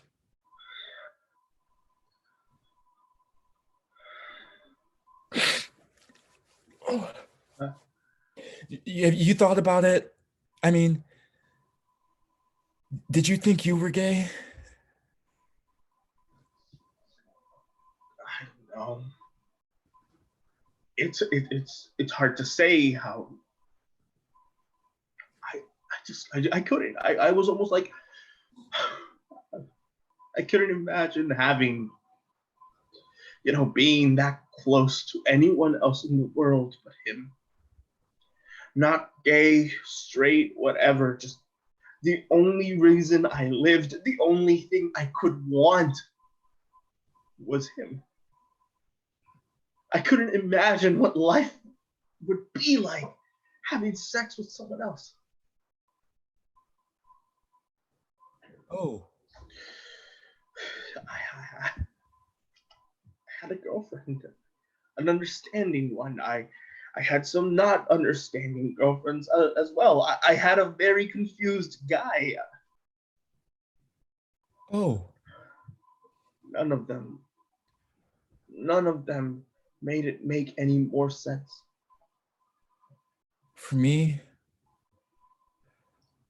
I didn't need anyone to understand. You don't need to understand if they're only going to know you for a few hours. Oh, A fuck in the dark, there's not much that anyone has to understand.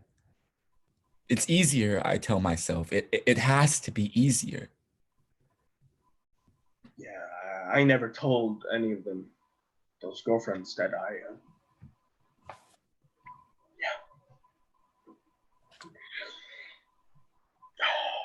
What do you want to do with these? I don't know, actually. What were you going to do with them? Burn them? Destroy them? Oh, You wouldn't want that? I don't know. I was scared, worried that his family would be packing up the house, closing it up, and would find them and reach out to me or to us or something, ask questions, open it all up again. Open it? Did it ever close? He didn't just do it to me. It was us, both of us. You know, I was jealous of you. I was jealous you decided to leave. It would have been the dumbest idea if I'd left, but I couldn't change my mind after I said fuck you, right? It wasn't the answer. What? Leaving. No?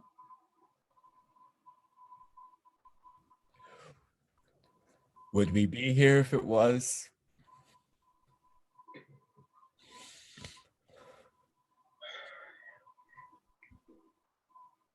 You know, that whole junior year when we weren't talking,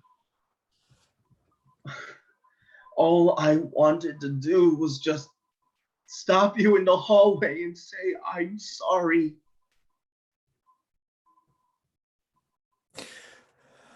Me too.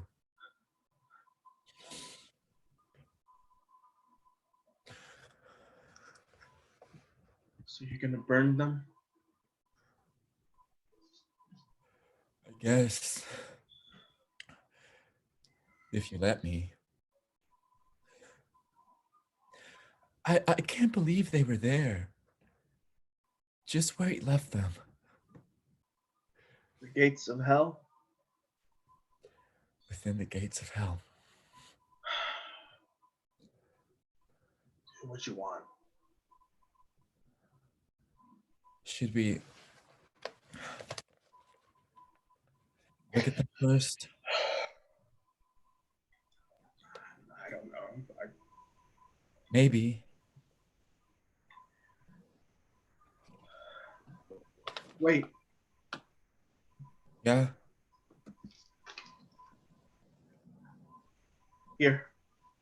Peter removes the old envelope from his pocket and hands it to Marcus.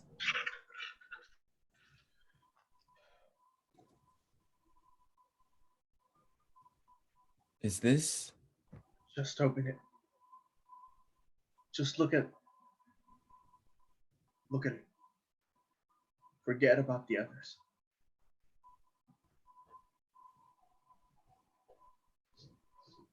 What is it? Take a look. What is this? Look harder. So out of focus. This is us. And it's here. Yeah. It's all overexposed. It's all fucked up. Guess that happened when I ripped it out of your camera. What? So you didn't? Yeah. I went back to his house junior year fall. That was true. Some weekend when I knew he was going to be alone. I'd bike by it sometimes. Fuck me, not sometimes. Every day. See, when his daughter was there for the weekend and when she was with her mom, he answered the door. I said, you have to remember me. And he said, of course I do, Pete. You're the junior with the best time on my team. but he looked so... I mean, he was pretending. I knew he was pretending, and I said, no, you have to remember me. And I touched his chest where I used to, when I had to reach up on my tiptoes, and he paused.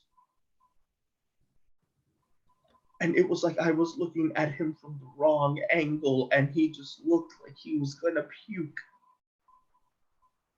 He said, sorry, I don't know what you mean, and he closed the door in my face. I quit the team the next week, right before state championships. So fuck him. This is the only picture that matters.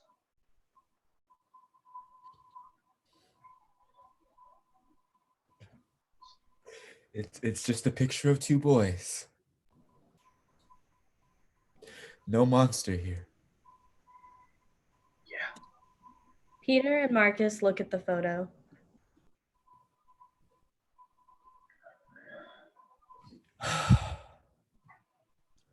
I do look like Steve Urkel. Fucking, yeah. Yeah. Like I said. And you, badass emo kid with that Nirvana shirt. Oh gosh, I'm never gonna be that skinny again or that good looking. Oh. Jesus. Ugh, those bangs. That nappy ass hair of yours. That derpy face. Oh, fuck you. Just trying to look casual, right? Yeah. Hmm. Do you have a lighter?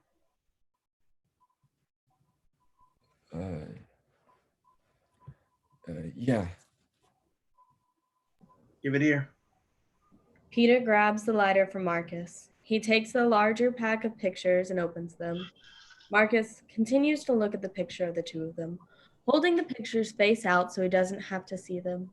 Peter lights the first one in his hand and watches as it goes up in flames.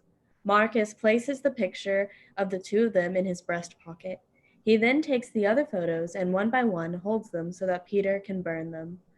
As the two men continue to burn the pictures, Marky and Peter re-enter. Now 13 years old. They wear swimsuits. This water's full of shit. That's what showers are for. Look, there's seriously fucking algae scum in there. You are not getting out of this. Why the fuck did I even tell you? You are not going into 9th grade not knowing how to swim. And you're not gonna teach me with one fucking day in the river. No, but it's a start, right? I'll freaking jump in, all right? Just stop looking at me. It's nice we're talking again, Pete. Oh my god, just stop being so gay. I mean, yeah, okay, sure. We don't have to talk about it or whatever. Cool. I'm sorry I puked on your floor at the beginning of the summer. I mean, thanks for helping out that night. Of course. Stop. Stop looking at me. All right. If you're ready, and here we go. Shit, no. All right. I'm going to count to 3. 3, then go, or go on 3? 3, then go. Fine. Who gets to say it? Whoever. You say it. I need to hold my nose. Okay. 1, 2. Wait. What? I wasn't ready. Try again. 1, 2. Wait. Please, what? Let me say it.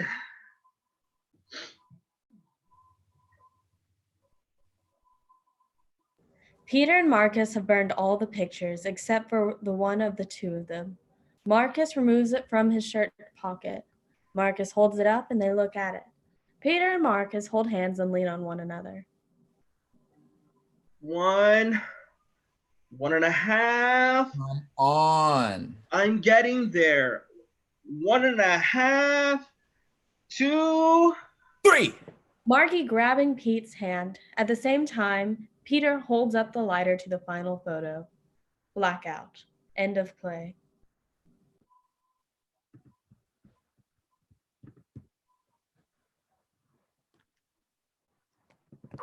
All righty, everybody.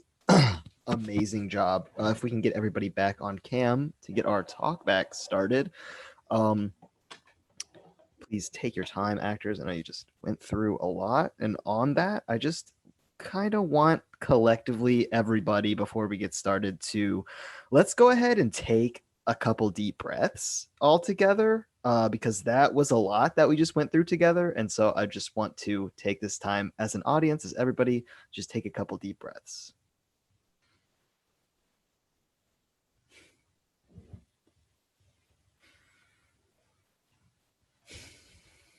Okay, thank you. Now we're all here together. I'm so glad. Thank you for everybody in the chat who's sticking with us for the talk back. So glad to have y'all here tonight. There is a small little delay between what happens here in the Zoom chat and there in the YouTube. So what I want us to go ahead and do to kick off our talk back is go ahead and introduce ourselves. So I'll start. I just need your name, your pronouns, what you do, and where you're from. So I am Logan Butcher. My pronouns are he, him, his. I am a playwright, producer, dramaturg, and director in Houston, Texas, and I'm the artistic director and a co-producer here at the Quarantine Series. Next, we'll have Anna Maria and Madison. Hello, my name is Anna Maria. My pronouns are she, her. I am another co-producer of the Quarantine Series, as well as its company manager and sensitivity coordinator and director of engagement. And I'm in Houston. Hi, my name is Madison Sutton. My pronouns are she, her. I am the general manager here at the Quarantine Series, and I'm back in Houston. Cool. Now, the cast of Michael, then Edwin. Hi, I'm Michael Cifuentes. I'm a freshman going into my sophomore year at the University of Houston. Pronouns are he, him, his. Hi, my name is Edmund Green. I am a first-year grad at the University of Arkansas. I'm an actor, writer, director, teacher, and my pronouns are he, him, his. Awesome. And now Justin, and then we'll meet Nick. I am Justin Lucero, he, him, his. I was the director of the piece, and I am a professor of directing at Carnegie Mellon University. I live both in Pittsburgh, but I'm currently in El Paso. Cool. And Nick? Hello, everyone. My name is Nick Malikow. My pronouns are he, him, his. I'm based in Cambridge, Mass. And I wrote this play, and I am a playwright and a teacher based out of the Boston area. Awesome. And we're so glad to have you, Nick. And again, we're so happy that this has gone so well, that we were able to give you this process. So the first question we're going to hit before we get into our regularly scheduled talkback is from Brittany Jones, who asks, for the producers, was it hard to decide to continue with today's performance? When was the decision made? It's been a very hectic week over here for the producers at the Quarantine Series, as it has been for everybody. And we were very, very vigilant on the setting where we're at right now. It was a hard decision to make, but as we continue to work on this process, especially with this team, I think the answer sort of became clear to us, and that is that this play is important enough, and that the artistic team behind it and telling the story right now is more of a help than a hindrance as far as taking up space. And as long as we can use this platform tonight to also represent the important movement that's happening right now, Black Lives Matter, then this would be a good thing to move forward on. As basically how the decision got made. Has been very hectic for us at the Quarantine Series. Maybe Anna Maria, you could talk about what you've been specifically doing on the front lines, and how we can sort of support and help, and what the quarantine series thinks about that. Yeah, so it has been a very hectic week. I was, there's never a good time for all of this to start happening. So I am based in Houston, and this week I did definitely have to take a step back from the process and not be as involved as I usually am, which is a shame, but I'm really grateful I had the opportunity to help my community. Houston has stepped up to the plate magnificently. There are several community aid initiatives that have been aiding protesters, that have been aiding organizers, that have been working with Black Lives Matter. I personally have been organizing Mutual Aid Houston, which is a community aid initiative for everything from COVID-19 crisis management to protest and jail aid initiatives as well. I would say probably the number one thing that everyone should do is donate. If you have the means, open your purse, people are in dire need of bail funds. They're in dire need of medical aid because of police brutality.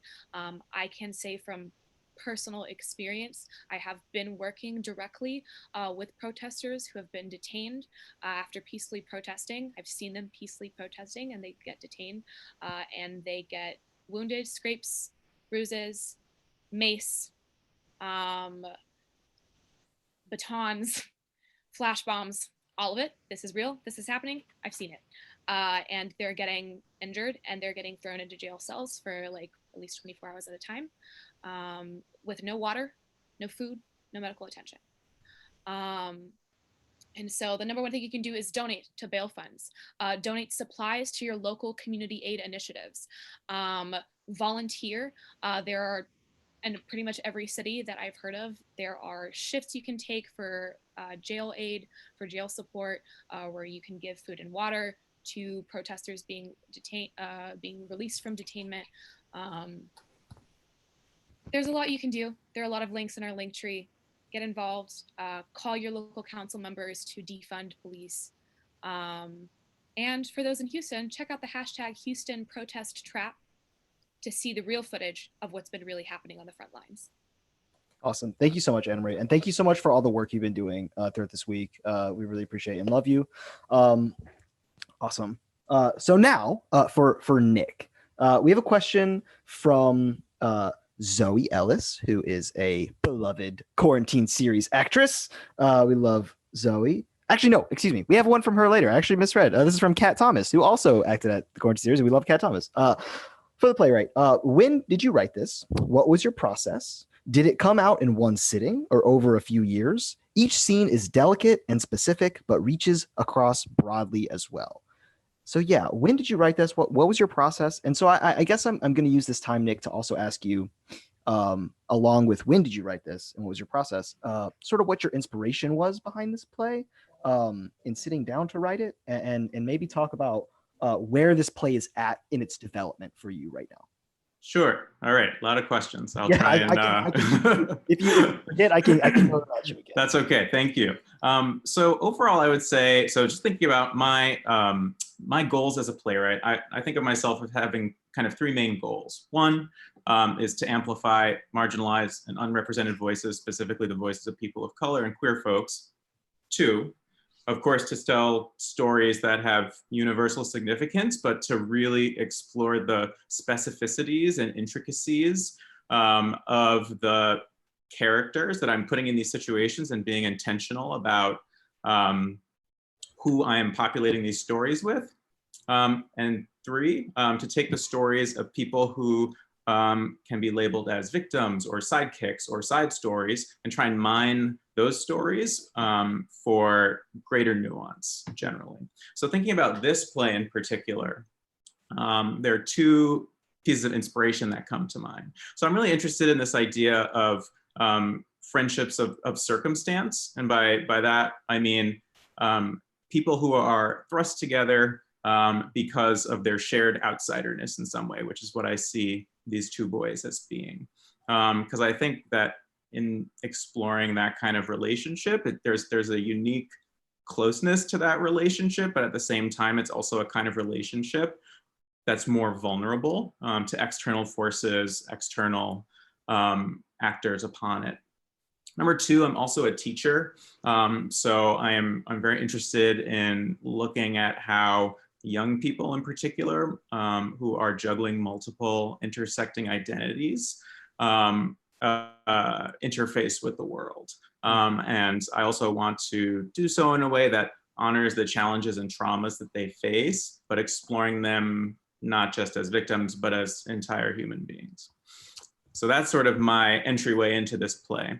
Now the question from the audience, which was, what was my process for writing this play? Yeah. So usually when I write a play, I actually write a different play, and then I find the characters that I really want to write about, and then I write that play instead. So there's a whole other play actually that does have both of those characters, but it also has the daughter of the coach, the ghost of the coach kind of floating around in there. And that was a weird play. I don't like that. And then I realized that that play centered the story of the coach when the play needed to be centered on the story of these two boys.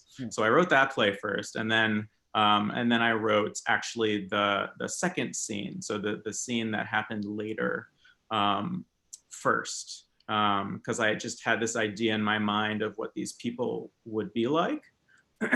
And then I was originally just going to write that as a one act, but then I decided that it would be more fruitful and multi-dimensional and nuanced to mine kind of what they were coming from and what their relationship was like before it had fractured so much. So then I wrote I wrote the first half second, and then spliced them together. Wow, that was so eloquently put, and like such a great insight into this draft. And everything you say like makes so much sense. That's really beautiful. Thank you. Sure. Yeah. You're smart playwrights. And this, it's like, how did I write this play? Well, I wrote another play, and I wrote more. There you go. Those pages. So now for Justin, this one is from Zoe, who says, "Hello, old friend. Is this your first time directing via Zoom? What ideas were you able to bring to the quarantine series about this specific platform or performance?" Wow. Hi, Zoe. Yes, I'm an old friend. No, this is a lovely experience. Thanks for having me on board. And it was wonderful to work with these performers and this playwright and this team. Yeah, I guess technically I've been working with Zoom ever since the quarantine began. As a professor, we've had to work as best we can on Zoom. And so even though I haven't directed, I guess, on Zoom, I've done a lot of thinking about how Zoom works to be a method of communication and a method of art making. And I've worked on a 24-hour play festival where we did a rehearsal process via Zoom. So I had a few ideas about the power of Zoom and the limitations of Zoom and how to get around them or use them. And so as you saw with this, there are things about the play that even though this was a process about, or this week was about helping the development of the play and not about the product of what happened tonight, which was awesome. I thought a little bit both about process and product. So process-wise, I made sure that, in the short period of time that with Madison and the performers, we approached it as a workshop and used most of our time as a table work kind of process. I was interested in hearing how it flowed, helping the playwright see what works, what didn't work, what could be looked at, etc. And then when it came to the product, we did think about, I thought about what is it about this play that can be communicated because it's set outdoors. And so I thought a simple image would help us be reminded that we're outdoors, since we probably wouldn't be able to do it outdoors. And then secondly, this play is interesting because it's about two moments in time in these boys' lives where they're talking things through or not talking things through. And then there are these two hyper theatrical moments at the end of each of those acts, I call them.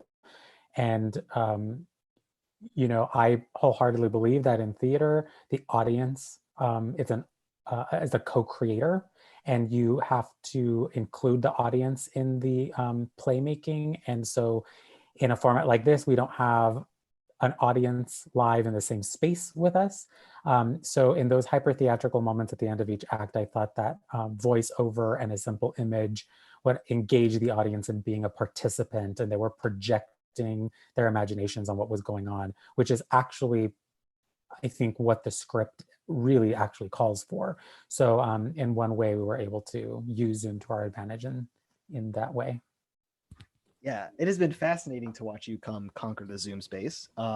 And yeah, another question that Zoe had actually was, where did you guys get your graphics for the show, and how did this new medium come about? Well, Zoe, there you go. It was all from the brain of this genius right here, Justin Lucero. So yes, excellent. Now I want to hear from our cast. I want to ask you both. One, what was it like stepping into these characters for you specifically? What was something that you latched onto with these characters? And secondly, what was it like putting this to life through Zoom in the rehearsal room and not in actual room? Whoever wants to go first, give me a hand, and I'll let you tackle it. Or I'm going to call on one of you in about 3 Those are good seconds. questions. Yeah. I'll go first. Okay. Go ahead. Man, tackling the character. One of the things that we all kind of united on a thought process about the play was it's a talking play about people not talking. You know, they don't air out what they're trying to say. And it's trying to find those layers in different lines with so much subtext. I mean, I remember in the workshops, there'd be pauses, would be like, man, this line's so layered, we have to take a couple minutes dissecting it. And I just have to attribute it to the script that Nick wrote. I mean, those lines, those words were meaningful, purposeful, I mean, beautiful.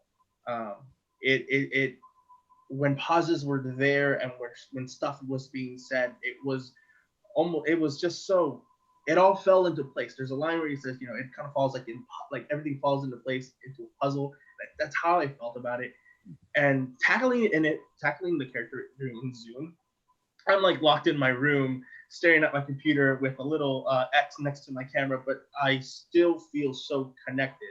I found a way to, you know, I put Edwin on my screen where I could just see him at the same time I'm staring at my camera, and that's what I just tuned in with. That's actually something I really enjoy about Zoom productions, is that you can just do that hyper focus in and really engage with your scene partner, with the text that you're saying, and with yourself. You know, you can cut out the noise that sometimes might happen on an actual stage, and you can just have that hyper focus. And I think that's really intense and really gratifying to have as a performer in this medium.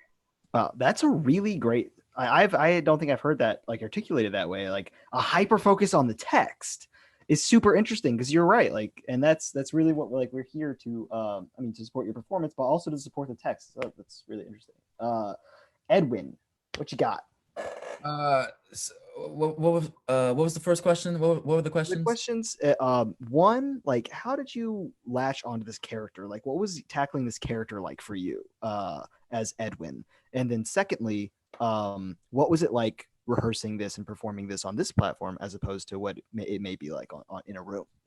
Okay. Well, to answer the first question, getting into this character or giving my heart to this character was very simple, because Nick just wrote such a wonderful piece of work.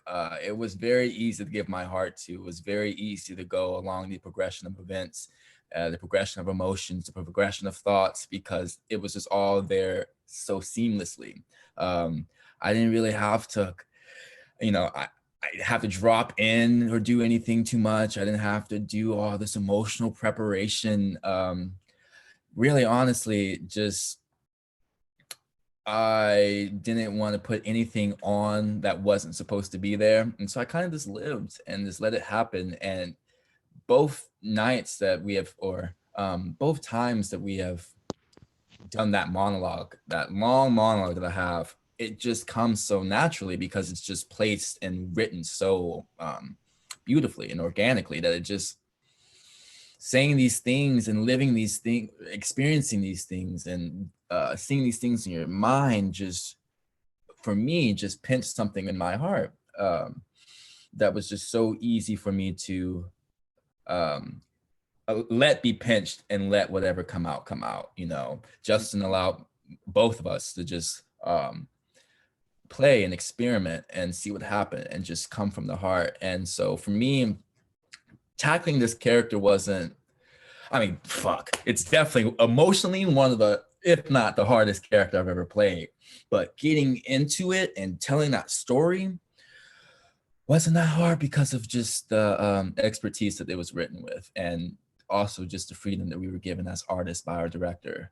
And I can only just say thank you to both of you for allowing me and Michael to tell this story and bring it to life.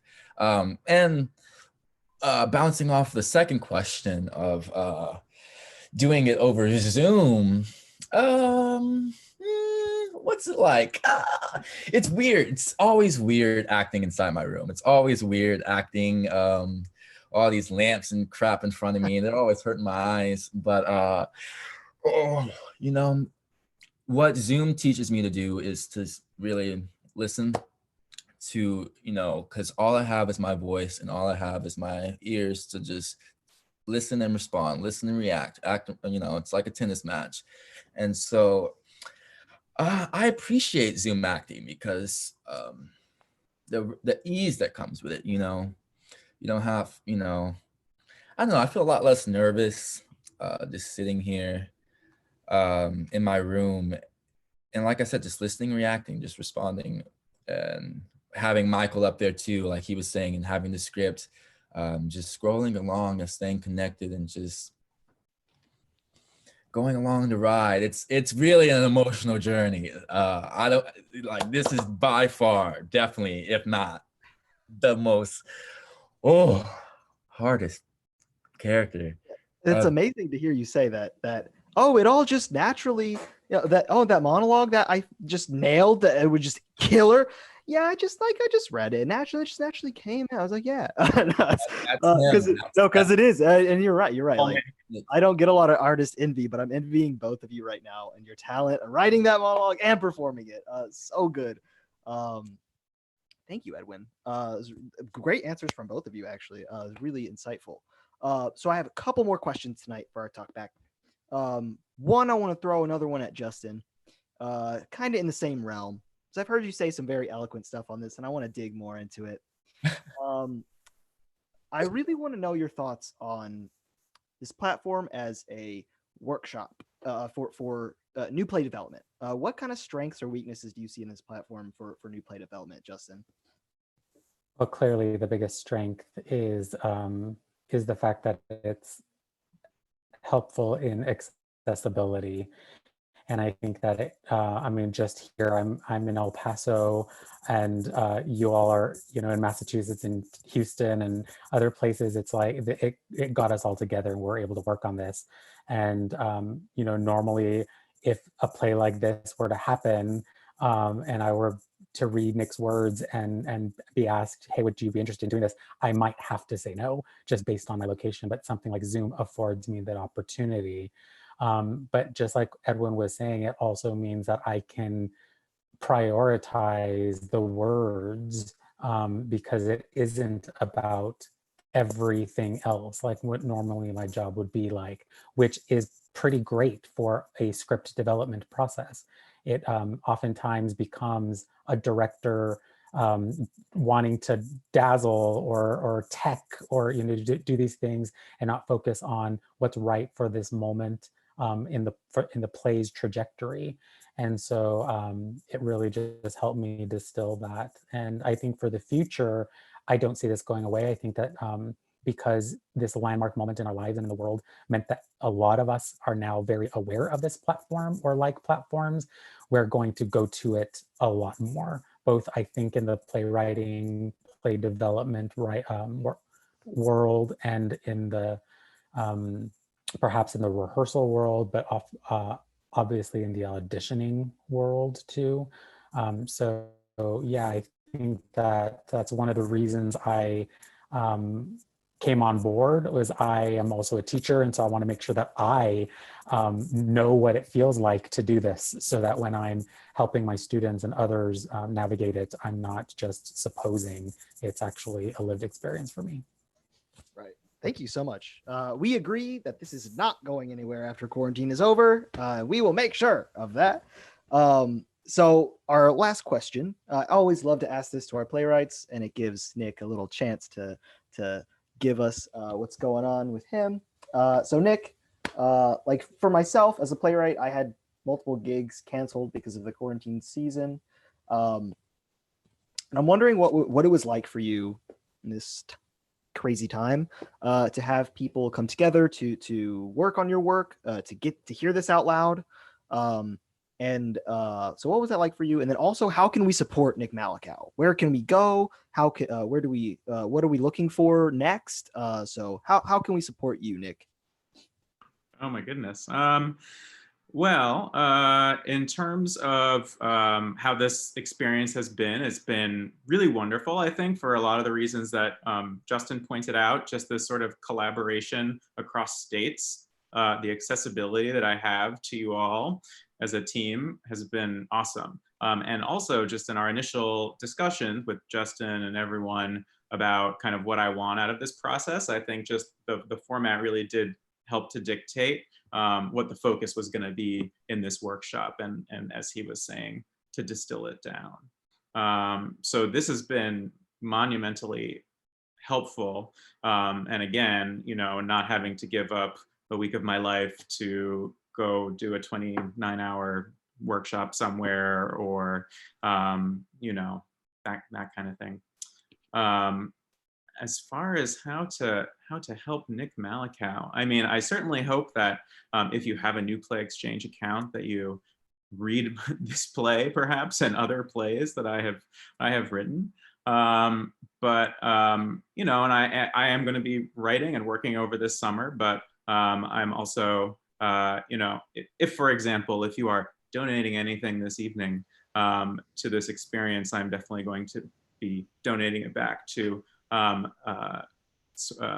places in need at this point. So I guess, yeah, I'll take the opportunity to say, don't worry about me at this moment in time. I'm doing fine, working on some great projects here, but just to kind of amplify, again, the mission behind my playwriting, which is amplifying underrepresented voices and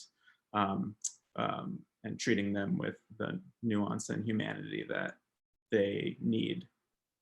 Gotcha. And that is why I'm so excited to support more of your work, is because what you're doing to me is so important. So thank you. Yeah, check out Nick Malikow's New Play Exchange. Check out all his work. It's I have not read it yet, but I'm going to, because this has been amazing.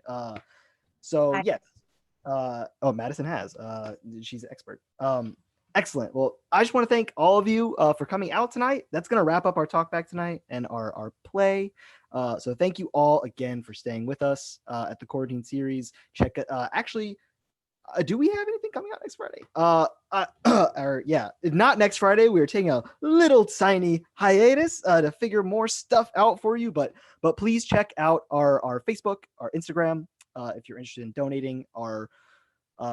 Our Cash App is at the Quarantine Series, or our Venmo is at the Quarantine Series. Cash App is $sign the Quarantine Series. Also, please check out every bail fund in our link tree that we are linking in our chat. And have a good night. Thank you so much for coming out.